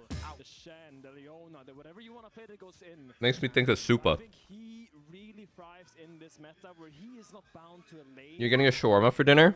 Shout out to shawarma. And that to me is Shout out to grilled meat on a spit. this summer will be different for MKOI. I think so. And it's just been proven across every single surge in performance we've seen from MKOI. It always comes back to jungle and support. And as good individually as Alvaro is on some of those enchanters, as strong as they can be in the meta, for this lineup, for these 5 players, it's just always felt. You know what I've been saying recently? Is that men want one fucking thing, and it's so disgusting. It's not sex, it's grilled meat. On a spit. Or on a grill. But I would be surprised if Bro not putting up numbers. There was not damage, there was nothing coming into that mid lane, which is devastating for a champion like Lock. But now we're getting ready to get into picks and bans for game 2. Again, G2 have chosen first pick. MKOI will be on. Like, has anyone else noticed that? Why do guys like eating meat so much compared to the ladies? I mean, we don't really know what's gonna happen in draft anymore. In the past, I think draft is at very Like, when I see a big juicy steak, it awakens something primal within me. kind of see where the teams are going. That Akali pick on R4 last game or B4 was a complete curveball. But G2 is also banning Poppy again on the first pick, which we saw MKOI do last game. Last time, MKOI was one banning the Poppy and the Shen to set up their Camille first pick. Now it looks like G2 might want to do a similar thing. Poppy taken away, as now is the Nocturne, maybe just trying not to give G2 an angle to assemble any sort of Nocturne Oriana combo. Dog. With G2 having first Cool pick, it. it's, you know, it's hard to get it in the 1-2. Now the debate though, and this is something that's interesting for us, right, is that it wasn't the largest patch, that is 26-14, Kaisa ban? Why the fuck are they banning Kaisa? And we're in a situation now where the meta is incredibly diverse, and so knowing exactly what is going to come out here is tough, and it makes it hard to ban. G2 is struggling this meta because Han sucks at mages. Dude, I'm pretty sure you don't have to play mages though. Pretty sure you can just say, hey, we're not gonna do that. This is the fallback for Supa, right? This is the thing that we see, and on the side for MKOI, what they're banning away is just like, yeah, the powerful junglers, the powerful diving assassin kind of jungler. I mean, it definitely feels like the industrial revolution of the game right now. You know, there's tailoring machines, there's steam everywhere, and you don't really know poor labor what laws. The The children are in the factories. I agree. It really feels that way, Finn. I okay, agree. you took it that way, Drake, because I did not lead it that way. I was gonna lead summer completely different. You jumped in. Take me on a journey. You jumped on my train. You're right. And I'm drove it projecting. into No. Let that metaphor go. Talk to me about the industrial. What's open? You Bye. don't really know what the future holds. You don't really know where this is gonna settle. Maybe mage bots are gonna be Ez? phased out because people realize I think it's gonna be an Ez game. maybe we're gonna see tanks in the bot lane. We have no idea where the meta Is he gonna first pick Ez? Is that what he's cooking with the Kaisa ban? And to me, that's the most exciting part about every single draft in this league. Yeah, and I think now it's a buy first pick. Buy first pick. But this is the other thing about it that's so interesting is like you can come out here with all your curveballs, but this man might just lock in like Vi Orianna, Vi Talia. Ori Yarvin? Gonna take the Orianna away for themselves. Oh wait. Oh my god! Double ball girls. Usually won't engage. No way. The two ball girls together? In draft, so securing it early for G2 allows them. You actually don't know who's going where either. Champions in other, I guess they're hardcore mage pilled over at McCoy. Again, we're gonna get to continue to see the depth of Supa's champion pool and what he wants to bring out here in terms of WNBA comp. snap lock in the Orianna and the Syndra 1-2. Usually teams like to play a little bit with you know, the illusion of something maybe being a flex, but Ez. they're not too concerned. On the opposite side for Okay, the thing is though, I feel like Ez is good versus mage bots. stability.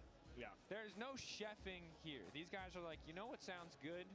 Plain rice, a chicken breast, and some broccoli. They know Leona this early is kind of weird, right? Leona blind? It's so funny how someone is locked in Echo bot right now when you were making that. I'm sorry, is that a thing that you expect to see? I have seen some Echo Dude, bots Lucian? pro players into Syndra. The Syndra bot was obviously taking over, and Echo is Does that work? Maybe you could go like Hex Drinker? Wait, Lucian sounds fucking bad versus mage, no? together with the Leona is a pretty In my opinion. The range is so short. You have to dash in. You have to dash into the spells. You have to dash into the spells. Why you do that? And there's one player in our league that loves playing AD carry top lanes. That's Mirwin. He does it every single year. It's usually not good. It's not. But now is the time to. Syndra, they should put Syndra bot, I think. It's Mirwin. Mirwin, will he bring out some weird stuff top lane? And right now, we're waiting to see that AD. Maybe we see some bans in that direction, right? Varus was hit a ton for MSI. He's still prevalent, not as a top. Ben Ari, Ben Aurora, maybe. So what are the options going to be as we enter the second ban phase? Ari taken away makes a lot of sense. You could ban Talia to deny Vi Talia, but I don't think Talia's really that great here. Versus Ball Girls plus Zin. Ari's a good ban, probably Aurora. In my opinion, Aurora. That can walk up and take space together with the Shincha, because right now Shincha is your only front line. And you Cassio, need really. some kind of assistance, some aid for Eliora so you can walk up. And usually what I'm thinking about is something like a Shen that's banned away, is something like an Alistar, a Nautilus, a classic. A good old famous Good old, Bolognese. straightforward, honest. Connor pick from Mirwin. I wonder if he'll pick something weird. Already, the Ari and Cassio being banned here, you're setting up for the Orianna most likely. I do think it's going to be Orianna mid Syndra bot. What soup do you play here? Ali, no? But that is the expectation. Now Mbessa taken away as well, recognizing the potential for AD damage and also Ali versus Lucian? power of like a Syndra scatter into an instantaneous follow-up from an Mbessa. Or not? Quite devastating. Ali or not? What is the option here for MKOI? You would expect it's just support with Leona already. TK? Holy shit. Braum is good into Leona, but you don't really want to go Braum when you have a mage bot. Whoa, that's a pocket pick. Thomas Kensington. What? Long time no see. Sir Thomas? They know we're not playing ARAM Mayhem, don't they? No one's told them that. There's no hearts. There's no tank engine. There's no hearts. Senna. There's no Senna time. No. Okay, and what I will say is, Okay, Aurora? Tom Kenshaw versus Vi. Like A-champ? That's when I see this, I'm like, okay, this is old school. It's Rumble not Aurora? but it's a 5-man Ook Ape comp? I don't. This show match is at 4:30 a.m. PST tomorrow. Dude, I'm not waking up for that. You just get to start autoing. You do a ton of damage. That's too early. You're pretty much guaranteed to get the stun. So like, I see the vision. It's just been so. Why is Cap smiling? Why is Cap smiling? Kind of a little bit caught off guard here. Oh, Yone. Okay. Yeah. Not new Exodia, like old Exodia. Dude, for some reason, I don't really associate Caps with Yone. G2, this is classic Exodia. We got a Does he have a mean Yone? Topside. Just good old. All right, what's this crazy guy gonna play top versus Rumble? What's this weirdo gonna play? They were playing. The Vi Yone is super good together by setting up. And I will say Thomas is not great at walking up. His name's just Thomas now, by the way. Ooh, Gnar, very standard actually. Walking up solo, because it's really easy to go on to the Tahm Kench. But now picking the Gnar will give MKOI a little bit more front line and a little bit more AD damage. I think it's a I think Cinderbot Ori mid. Rumble is a tough matchup early, but he does scale fantastically. And I will say, this MKOI comp does not hit the same as the first MKOI comp. I don't think anything is gonna hit like that first MKOI comp. No, bro. it doesn't. And I will say G2's comp, as much as it might lack in some of the spicier options, the classics are a classic for a reason. This topside super oppressive. You've got a pretty vulnerable. TK is very interesting. Again, though, I think it's too much dive to peel with TK eat. Shut down in that first game. Need to see if he can find that advantage, because we know how devastating Yone can be, especially when paired along so many of these engage options. Yeah, I mean, the name of the game is Teamfight Execution. This game will be Teamfight Tactics. defined by the execution in those team Dude, fights. come on. He missed an easy. He could have said Teamfight Tactics. Or if it would be nullified by the comp of MKOI.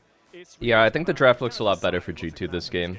So really exciting to track. I do think that bot lane in the early levels. I think Vi Yone Rumble combo is pretty good versus what they got cooking on MKOI. That wave clear to secure push into the Lucian. That you do. Gearing up now for game 2 in the first best of 3. Norin, thank you. LEC Summer, MKOI versus What G2, the hell? coming out swinging with a hot draft. Is that a deer? Game 1 absolutely demolished G2 and the first lock. That looks like one of those animatronics at Disneyland. It's a small world. Dude, that TK looks like Bard. What is that?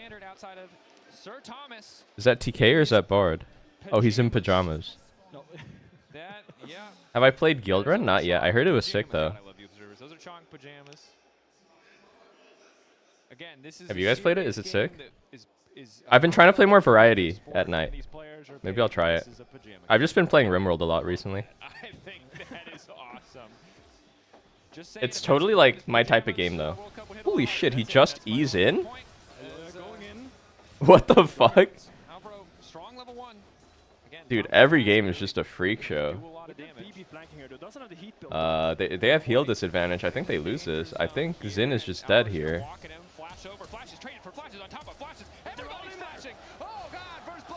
Oh my god. Does Vi have W? Oh, Vi has E. Oh, they gave it to Ori. Oh my god, is it Ori on a double kill? Oh my god. No, give it to Gnar. Give it to Gnar. Share it 1-1. He's got some pajamas of his own. My god, G2. That was not the sleepover you were looking for. I mean, G2 thought they found Elyoya too far in, but the moment he flashes out, they commit to the play. They shouldn't have committed with the flash out. Absurdly strong. That's why Lethal tempo units are always just way too strong at level 1. Hasn't played against Thomas in quite a while, but you gotta respect his sheer force and strength in these early scrappy fights. They could have had a small advantage by just letting Xin flash out instead. They went for the whole chicken, and that is pretty bad start, yeah. This matchup is already bad for Yone, and what's going on here now? How is this? He's level 3? Holy shit. That is a great animation. Look at oh my god. Look at why did you ever leave, Tahm Kench? Oh, that is put that tongue away, bro. That is too. This is a family show, bro. Put that tongue back in your mouth, man. We do not need to see that again. Okay. Well, gonna take a breath. Try not to laugh about Tahm Kench anymore. We'll hold it until next time he does something funny, which will be probably pretty soon. So, Rough frame, bro. Thank you. Gold lead from Miro on the top side, was able to get boots early, which does make the matchup. I mean, in this matchup, it's all about landing those harpoons for Rumble, because the moment you land the harpoon, you slow him down, shred his MR, and that's when you really go for the flame spitter. This matchup can already be pretty hard for Yone, and Ori has a kill and an assist. Wow, his items look really homeless though. I'm surprised he got kill assist early and his inventory looks like this. Shouldn't he go like Dark Seal? Wait, Thomas is dead. He's level 4 to level 1. What the fuck, bro? Well, this bot lane 2v2 is going a lot worse. And I will say, as we got distracted, is the problem, Finn. We got distracted. What were we saying? We were saying, wow, MKOI are at their best when Alvaro has these engaged champions and agency.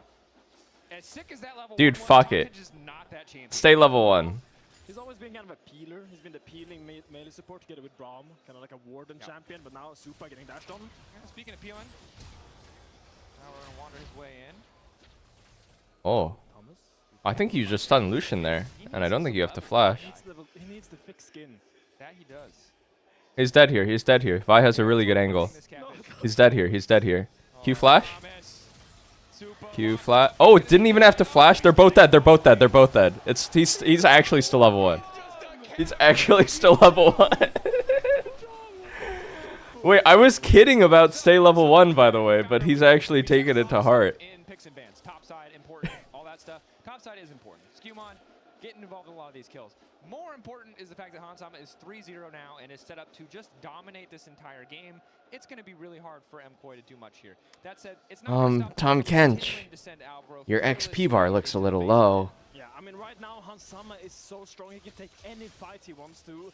His damage is just way too much. Here's the thing with the mages into the AD carries is that they usually push in the waves and make it that they need even more time to scale up before they can really hit those items and then do the damage. But when you don't win lane with a mage, and you're getting pushed in like this... The French crowd has cheered for the first time. Dude, he's literally in Ding! Wow, European League of Legends. I like this shit, man. I like it. Man, bench the Kench. What is this? Is he protesting? One death per level challenge. Scatter of the week goes wild. Wide, that's the word. As Hansama returns to bot. Now, Caps is kind of out the tough part of the lane. It is usually those first 6 levels for Yone that you're just getting pushed in. You're sitting there with your Doran's shield regeneration, just sustaining through the... Dude, Hans on AD versus not on AD is just night and day. Just don't pick a mage bot, man. Whoa, whoa, whoa, whoa. Oh, nice E. 4-0 now is only getting scarier. Not going to be the boots too interesting from Caps. Going for the components for Blade of the Rune King. One of the things with the mid lane quest is... Whoa, they have yellow synergy. Treads are so strong. Sometimes we do see Yone's, and then in this case against double AP, so it makes even more sense. Yeah, I mean, opt for that instead. A Hex Flash? It does cost him, because normally that boot spike, as strong as Albro, is getting cold. And look at Skewman is already here for the dive. This is a good pre-chunk for the Vi dive. Vi is 6 very shortly. Cinder just hit 6. I don't think Vi is getting 6 here. I don't think they can do this dive. I think they back. Just remember that pre-rework Tom Kench could have just devoured Supa anytime anything was about to happen. That was just a thing that we allowed for many, many years. It was a little bit Go D? but it's also quite fun. It was fun. I like his old ult. We could just take you down a journey. Yeah, I like that too. Now G2 starting up the Drake. We've role reversed after game 1 as G2 are now the ones. Why am I co-streaming LCS? The answer is threefold. Reason number 1, I like League. Reason number 2, I already always co-stream LCS. So if I stream LEC before LCS, I will have more people watching me play LCS. Reason number 3, I have been enjoying solo queue less recently, but I still really like the game, so I want to find ways to engage with it that isn't just spamming solo queue every day. Reason number 4, I think there's a lot higher European interest in League at this point than North American, so I want to appeal to the European fan base. Reason number 5, TSM doesn't really get anything done before Caps. I think that's all the reasons, actually. It's gonna be a very hard game for the side of MKOI. Definitely is. Look, not a lot for MKOI to do other than stem the bleeding, as you've highlighted. We'll see with Elyoya at level 6 now if he wants to get super involved. They can still look for plays as long as Hansama is not. No, I think like really the biggest issue though is I do want to like try and appeal to EU more. I want to do a trip to EU at some point as well and play on the server there. Big combo. Oh my god, did he live? Yone? Wow, flash auto. Dude, these games are insane. It's just perma fist fight. Quick kill picked up there for G2, taking JoJo out. A scrappy fight, but MKOI only losing one. Now thinking that they have to commit for a bit more. What's up with solo queue? Is it just stale? Dude, I fucking hate the North American way. I hate the North American style of solo queue. It's so slow.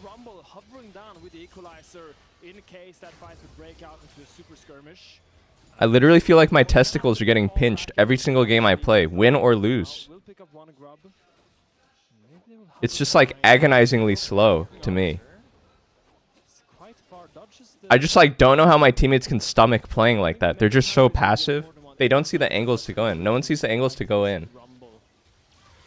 Definitely an angle. You see Alvaro hovering in the blue buff just to give information to Elyoya, anticipating an invasion. Like League is such a fun game when you're proactive and you fight a lot. It's not really fun to just go 0-0-0 and farm for 30 minutes, but I feel like everyone just plays that way where they just go 0-0-0 and farm for 30 minutes. So he's now sitting pretty comfortably in the lane. Has hit that critical threshold of enough. I was having a great time in Korea. The game felt very snappy and fast. Yeah, we'll see if he goes for the Witsen maybe later. Has similar tendencies of the Mercury Threads with the Tenacity and the MR, so does really help. But you don't really buy Critten, so really delays your spike. Might be an angle, but also with how ahead G2 is, you don't really need to itemize into defensive because you can just take every single fight you want. Yeah. Problem for MKOI right now is they really need to slow down the game. This game is just too many fights for them, and they don't really have the stats yet to contest. You see, only lost chapter on the Orianna and Syndra. You don't even have the levels. The reason why Mages went mid in the first place is because they scale with levels. Super doesn't even have level 9, doesn't have 5 points in his queue yet, so you see just the raw... Holy ER already for Hansama. From G2 right now, that's why they're looking so strong. Yeah, and Hansama now finishing the Essence Reaver as well, so 2 first completed item spikes for the side of G2 for 0 on the side of MKOI. Super sticking around, now he does have 40 splinters of Wrath, so he has the extra charge on the Dark Sphere. That will help a lot. When should I go to EU actually? You just don't really have much. Is there like a season where it's nice to visit? Probably like the Netherlands. I would go play from the Team Liquid facility in the Netherlands. They actually asked me if I wanted to go at the end of next month, which is pretty soon, to like test out some new Alienware gear. I was like, I don't know, because I just got back from Korea, and I'm like sensitive to jet lag.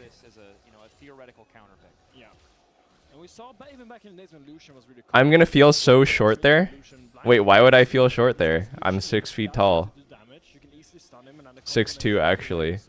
Even more kudos to Hansama for making this champion work. You can see how much more comfortable he is on the Lucian compared to the Viking. Wait, you guys think I look short on camera here? Hansama that pushes forward, gets lane leads and snowballs incredibly fast. Almost jumped in here. Is here as well. TP coming in. Oh my god, both tops are TPing in. Level 4? LeBruv. Level 4. Wait, how is TK higher level?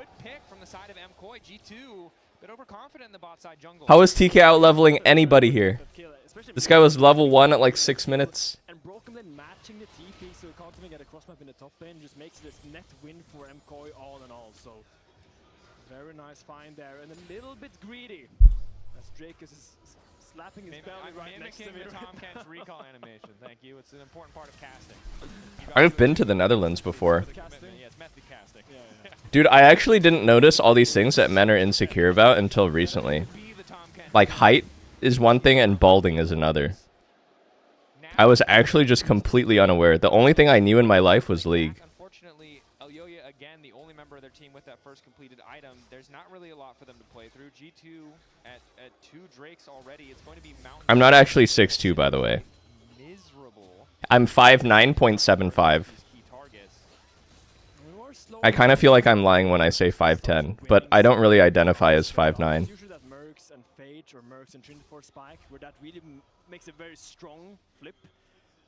So now I think Murwin is really just trying to get that base up. Doesn't have TP to come back, but obviously when Murwin has that side lane push into the Rumble, then MK is somewhere. What is that in real units? Ooh. Hey, we got a fucking... What do you measure height in the Europe? Fucking kilometers? Guys, how many kilometers is 5.975? Knocking down these towers make it that much harder for MK to sit and farm safely. Only 13 minutes in, 2.5k lead means G2 very comfortable running the map. The kind of Yoya sitting behind. There might be a scrap happening.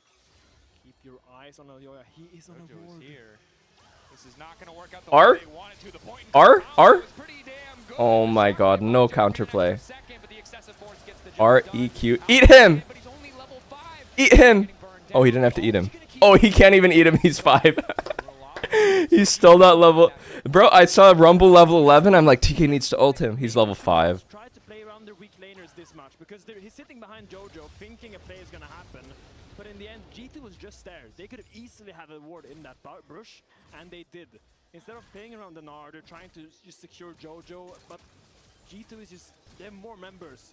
Unless the fight happens super snappy, they will be there with more people, and they will just win that fight. Yeah, they will. The deficit, the gap only continues to grow. I mean, 2,000 for Skuma on top of the head. And What time is the show match? The NA show match should be right after LEC ends today. I won't be able to watch the second series. Actually, I might not even be able to watch the third game. Assuming G2 wins this. Because I need to go to the studio in like an hour or so. Pre-play to the Rune King, post-play to the Rune King, this guy is a demon. But fellas, it's my full intent to show up every day for LEC.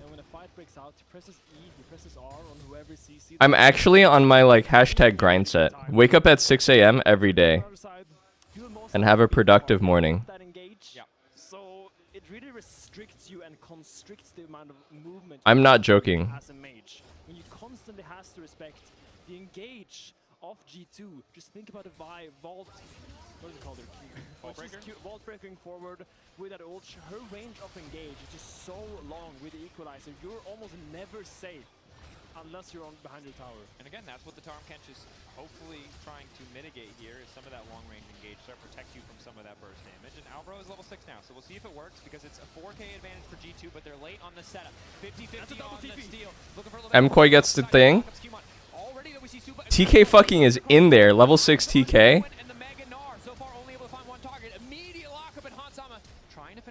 Oh my god, no one dies? One guy dies? Lebrov down? Wow, MKOI actually wins this fight? Caps couldn't get in there for some reason. Caps still has Yone R. What happened to the combo? Vi Yone Rumble ult one guy. They need to Vi Yone Rumble ult one guy, but Yone didn't R. What happened here? Yone is far here. Yone TP's in.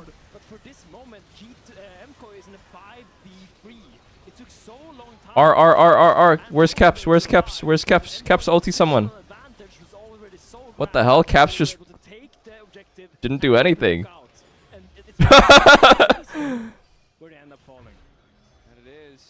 Oh, the spectator fucked up. What's going on?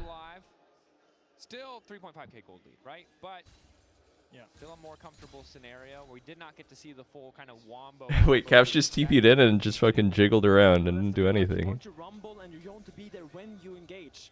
I guess he didn't want to ulti on Gnar for some reason. They will be too late on the follow-up. MKOI can turn. That's exactly what happened there. And it really highlights how I think they actually need to focus TK. They need to blow up this level 6 TK every fight. But your TP takes 4 seconds, and those 4 seconds can be so crucial. Otherwise he will eat somebody. Maybe it's a bit awkward for them. They don't want to use everything on TK. The false sense of security really catching them off guard, punishing them. Objectively, on paper, you have that. Ideally, you catch TK +1 in the stack engage with Vi, Leona, You just like do a gangbang engage. Make it out with more than you'd like them to have. Although now third Drake fight over the Scuttle Crab. Crab. Well, El Yoyo is down 2 levels. R. Wait, good angle for Vyar. Knockup is there.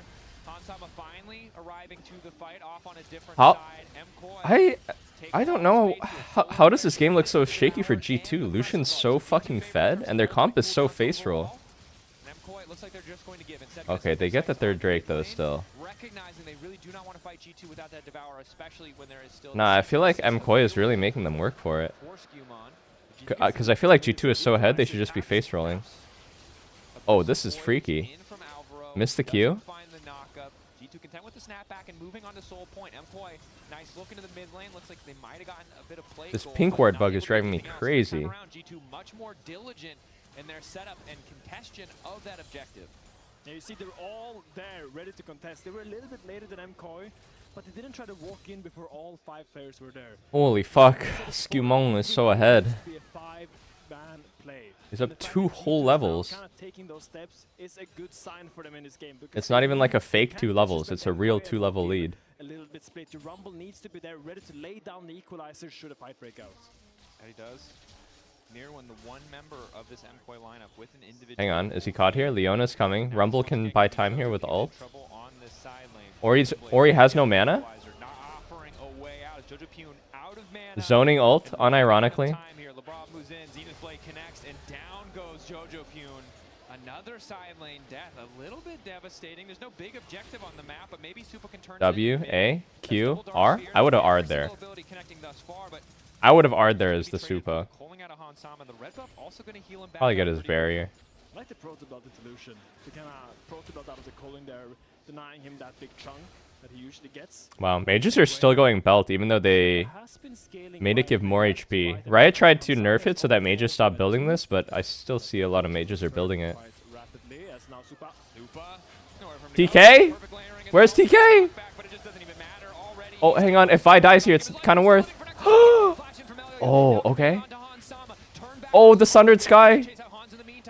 He's so hard to kill. Sundered Sky is so broken, dude. That's actually worth it to kill Vi there. That was a bounty. I mean, it's all about the summoners, Dracos. Hansama used Flash. Soul Point is gonna be in 3 minutes. Dude, I actually haven't seen TK eat anyone this game yet. This might be the small inch that MKoi needed. Could make the difference. Supa also loses Flash. Q? But not as important. He is not the turbo-fed member of the team. It's the 0-2-3 Just not hungry. Fasting TK. Decent stun. Feels like the team can maybe carry it from there, especially if the member he hits is the Lucian. The chase now from Mirwin. Dude, what is this Gnar unit, by the way? Gnar is such a strange champ to me. He just hits this point in the game where he'll be like full bruiser, and then he just like right-click someone to death as mini Gnar. It's just like, what? Maga Gnar? Nope. One grub, not quite enough for that dot to finish it. LeBron to Philadelphia? No way, LeBron's leaving the Lakers? What about Bronny? They have just been constantly supporting these side laners. Not always together at the same time, but sometimes it's LeBron. LeBron's joining the, what is that, the Sixers? A decent number of kills on both Supa and Jojo Pune. Mirwin still has not fallen yet, although... Wait, fuck, what actually is their teammate? Someone said 67ers? Are they 76 or are they 67?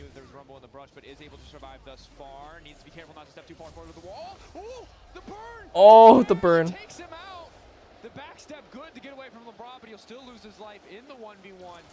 Wait, Bronny's still gonna be playing for the Lakers, but LeBron went to the 76ers? Nah, that's fucking anime, bro. And then it's going to be a game of basketball, and it's going to be the Lakers versus 76ers, and it's going to be father versus son. I'm getting chills thinking about it. We're going to talk about single dingle later, but for now, we'll focus on the Baron.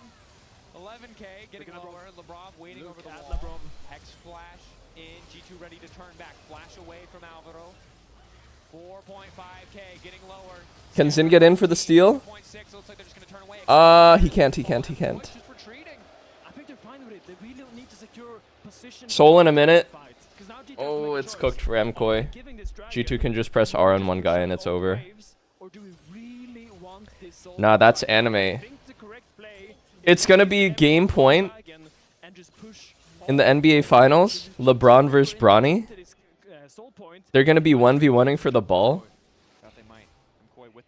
They're going to lock eyes. And Bronny's going to say, "I'm sorry I have to do this to you, father." And then he's going to take the ball and make the game-winning point.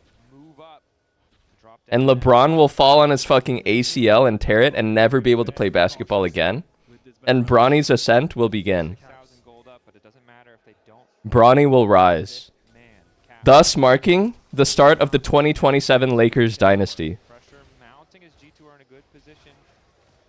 At least contest or try to go for 50. Skewmon wrapping around in the meantime, but it looks like G2 are following your play, Finn. Just willing to concede this Drake to keep that pressure up. Right now in top lane as Caps threatening to break open the inhibitor line.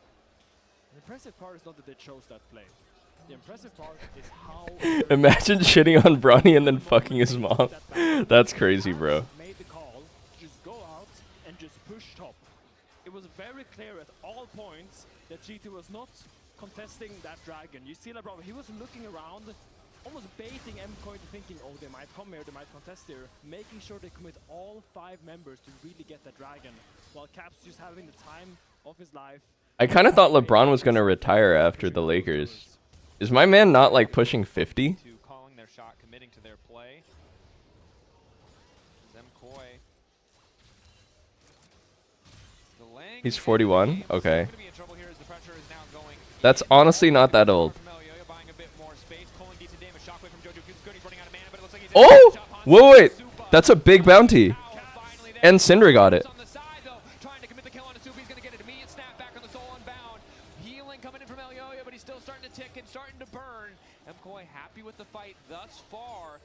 Damn, I was too busy thinking about LeBron fanfic that I didn't realize MCoy actually got the Drake here. I thought G2 was going to get Soul. Wait, they can stall out a bit. Syndra got a bounty. Is it comebackable? Guys, 41 is not that old because 30 is the new 20. Everyone knows this now. 30 is the new 20, so 40 is the new 30. And 30 is the new 20, so 40 is the new 20. By transitive property.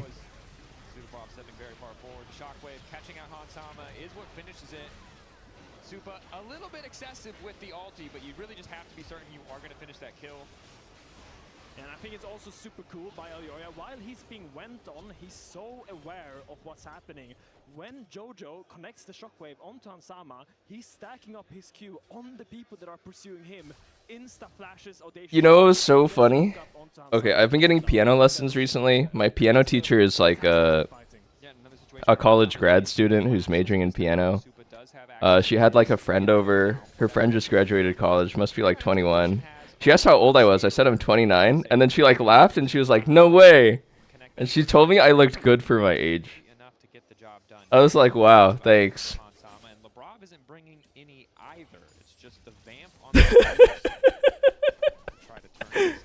It's so funny. It's the first time I've ever been told that. For the Yone. MCoy on the ropes. It's not quite as dominant as game 1, but it's pretty damn close from G2. Really flipping it around in this game too. Not with crazy creative cooking, but with some old fallbacks, some old standards here. Lucian, Leona on the bottom side alongside this incredibly powerful Rumble by. I am literally Ankh. My niece and nephew are visiting. I am quite literally Ankh now. They're going to Disneyland. My nephew is on vacation from preschool and he's going to Disneyland.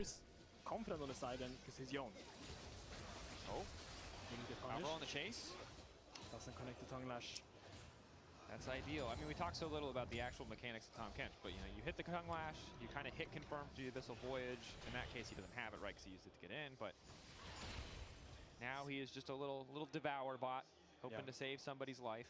It's 1 minute until Soul Point, and you see Hansama has made a good choice. He doesn't have the flash for the Soul Point, and he knows that, so he has opted into buying that Hex Drinker. Might be the difference maker in this coming fight. You never know, but these items are a safety net you can fall back on if you would get caught out of position. And I think MCoy definitely needs to contest this Mountain Soul because you can't really allow them to get sold. Then you're just going to get slowly choked out, they're going to get Baron, you're just going to get the entire game. They have ads on the Rift now? Dude, yes, they have ads on the Rift. You think all this shit runs for free? Can't really contest waves right now without better information, so staying group, respecting the potential that G2 could be waiting in the darkness and hoping that a man advantage allows them to reclaim at least some of this vision and keep Mirwin safe as he farms his bot lane wave. You know, like Caps is using his E as a human ward. He knows that they can't go on him, so he just walks up into enemy jungle, and now they know that they're going 5 through bot side, or 4, because Oriana's not there. Full commit on the Caps, so he's been locked up, a lot of damage now coming. Oh my god, he's actually dead. Dude, I don't know how this game is like this. G2 is like so ahead, but they're throwing? No way, right? Oh my god, they got knocked out by Zinar. Unfortunate Oriana ult. GA popped. Zin is still alive. Culling is hitting nothing. Culling is hitting nothing. Culling is hitting nothing. Hang on. Meganar, Meganar, Meganar. Nar has flash. Flash ult. Flash ult. Oh, unfortunate. But Hans dies anyway? Wait, they got so many shutdowns here. Supa has TP. Good wallop. QE. He's unkillable. He has turbo come tank. Turbo come tank. Oh my god. That was such a nice try though. They're down like 10k gold here and they almost flipped it.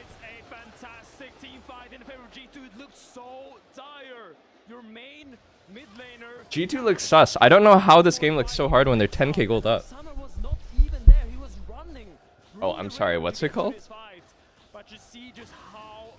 Oh, Protoplasm Harness. Nah, it's crazy to almost come back like this. They got the kill on Yone here. This Ori ult was very unfortunate. It's stacked with like Zin ult, but Zin ult knocked everyone away. They're just down too much gold. I feel like G2 got outplayed hard in this fight. Culling hit like nothing. Lucian was just kited the whole time. I guess TK kind of just killed himself for free. That was not good. Syndra QE plus Gnar ult interacted poorly here, but then they still killed Lucian, so it was okay. It was a nice try here. It was really close. They were just like 1 damage off. I thought G2 should just go the dragon here. Just make sure you get that soul before you contest them, but I mean in the end they are G2, they will make Close.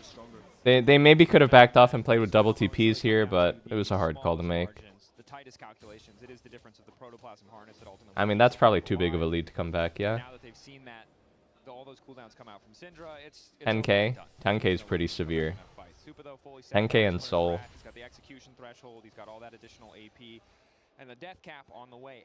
Jojapun also with a death cap on the way. No defensive items here for either of these mages. Really. I think their comp, the thing with ball girls is you need more setup. Like, I understand why they picked TK to try and peel versus all this dive, but I think they needed a more aggressive support.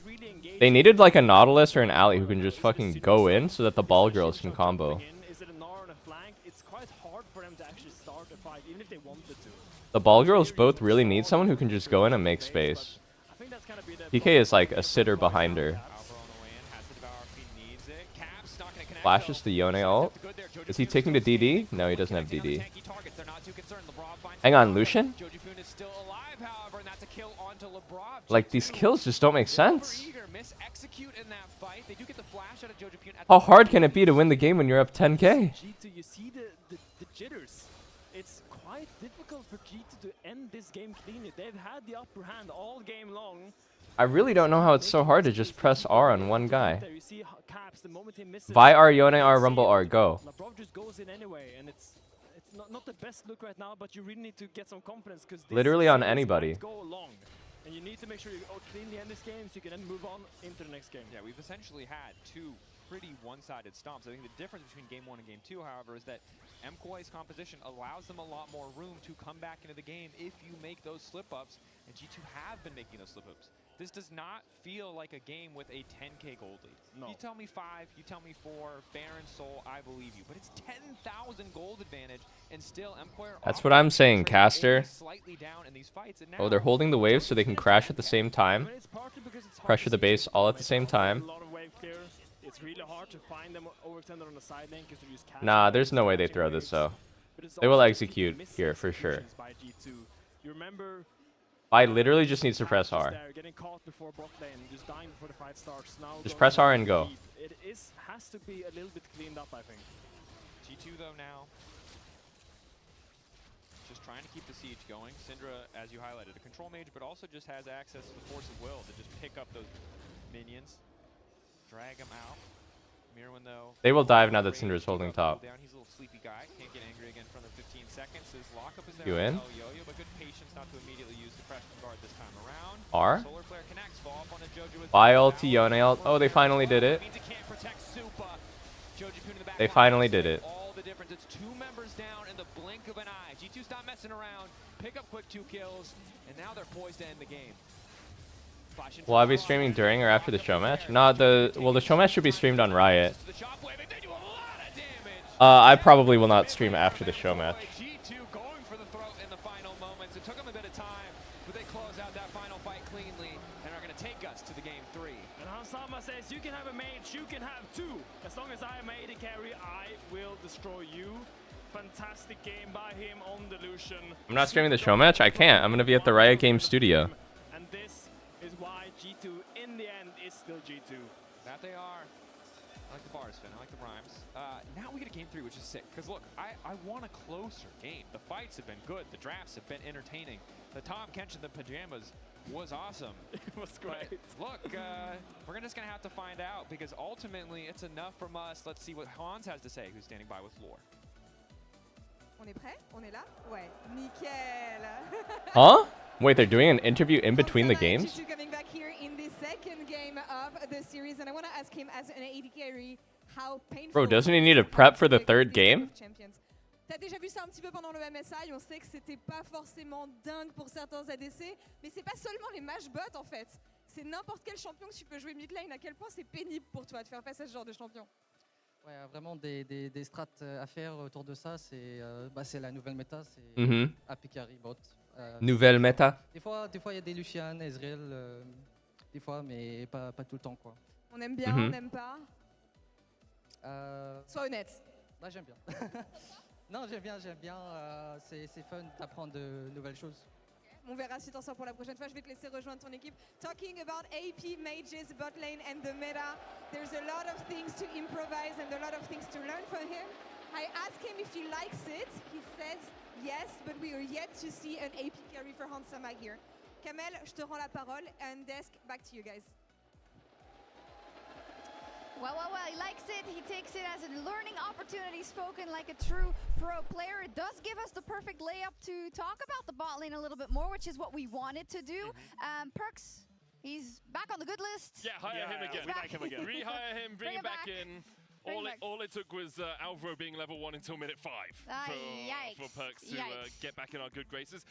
It was a bit of a struggle for Alvaro, but Hansama really utilized the fact that there wasn't a support on the other side to get massively ahead in the early game. And it was so random because usually in these sorts of games when the supports are just roaming so damn much, it's not really the ADCs who are the main benefactors. I would have thought that Skewmont or Caps would have had bigger impact, but the fact that he was playing this high agency ADC, he gets to benefit to a great amount from this solo XP, from this gold. He has great all-in opportunities all the time. So I feel like he found a very good answer into this mage shenanigans that is happening in the bot lane. I mean, especially into something like Syndra, where the scat of the week is really what separates you from an AD carry in terms of being able to develop space for you when an AD tries to jump on you. Lucian's really good at navigating around these line skill shots, right? So Hansama can just hold on to his relentless pursuit for a long time. As soon as he sees the I have to leave in 30 minutes, fellas. Dash forward, culling, and this, what can the Syndra Actually, what if I just show up late? What are they gonna do? In the early game, that there really wasn't. Wait, they actually can't do anything to me if I show up late. We saw some close fights in mid-game. Yes, and he did get very far ahead, and he played. How would they punish me? I don't play for the fucking league. About what happened to Alvaro? What happened? Well, he got very far behind. So because it's a trade-off. When someone gets a hit, he gets so far behind. Podbelter. It just started. Thank you, Mondolin. Which was very bizarre because I expected that MKoi would be the main benefactors of this level 1 because MKoi did a 2-for-1 trade, and even though Lavrov dies and then he ends up going bot lane faster, Alvaro has an easy pathing to just walk through mid lane, but at some point, now after this recall, he decides to just walk the greedy way in the river, and this will lead up to the infamous, well, it was very obvious to everyone that Alvaro was level 2 at 5 minutes, which is completely ridiculous. What happens there in this support meta when they roam, he missed 2 waves and a half of XP, and Labrov gets to catch it back, and now he tries multiple times to sacrifice his own tempo to gain benefit for Supa. And even now, This guy was level 1 for so long this game. he's level 1. He's just a little snack. And after this, it's just now impossible to come. Actually, you know what? I thought about it, and I'm actually just gonna log off now because I have to leave in like 30 minutes anyway, and I should probably. I'm gonna take a shower. Level 1 for the slow, which makes a lot of sense. But it really feels I need to take a shower. Like MCOY just got catfished by this pick. So I gotta go. My intent is to co-stream LEC throughout the split though, so I'll be on again tomorrow. If that's a different support, like a Thresh or something, I'll be on tomorrow, I'll watch all the games, and then I'll lead into LCS. A little bit easier, but because it's a Leona who's so quickly closes, Who's playing tomorrow? And a Lucian who's passive, the Light Slinger benefits off the fact you're CC'd, it becomes really difficult to survive as the time catch. And that's just the Tomorrow will be Vitality G2, I don't really feel like he made KC McCoy, Yes, he did. Yeah. Like, let's not hold, like, as a support, when you and then NA will be cannot walk down through river. Fly vs Lion. Lion playing with a sub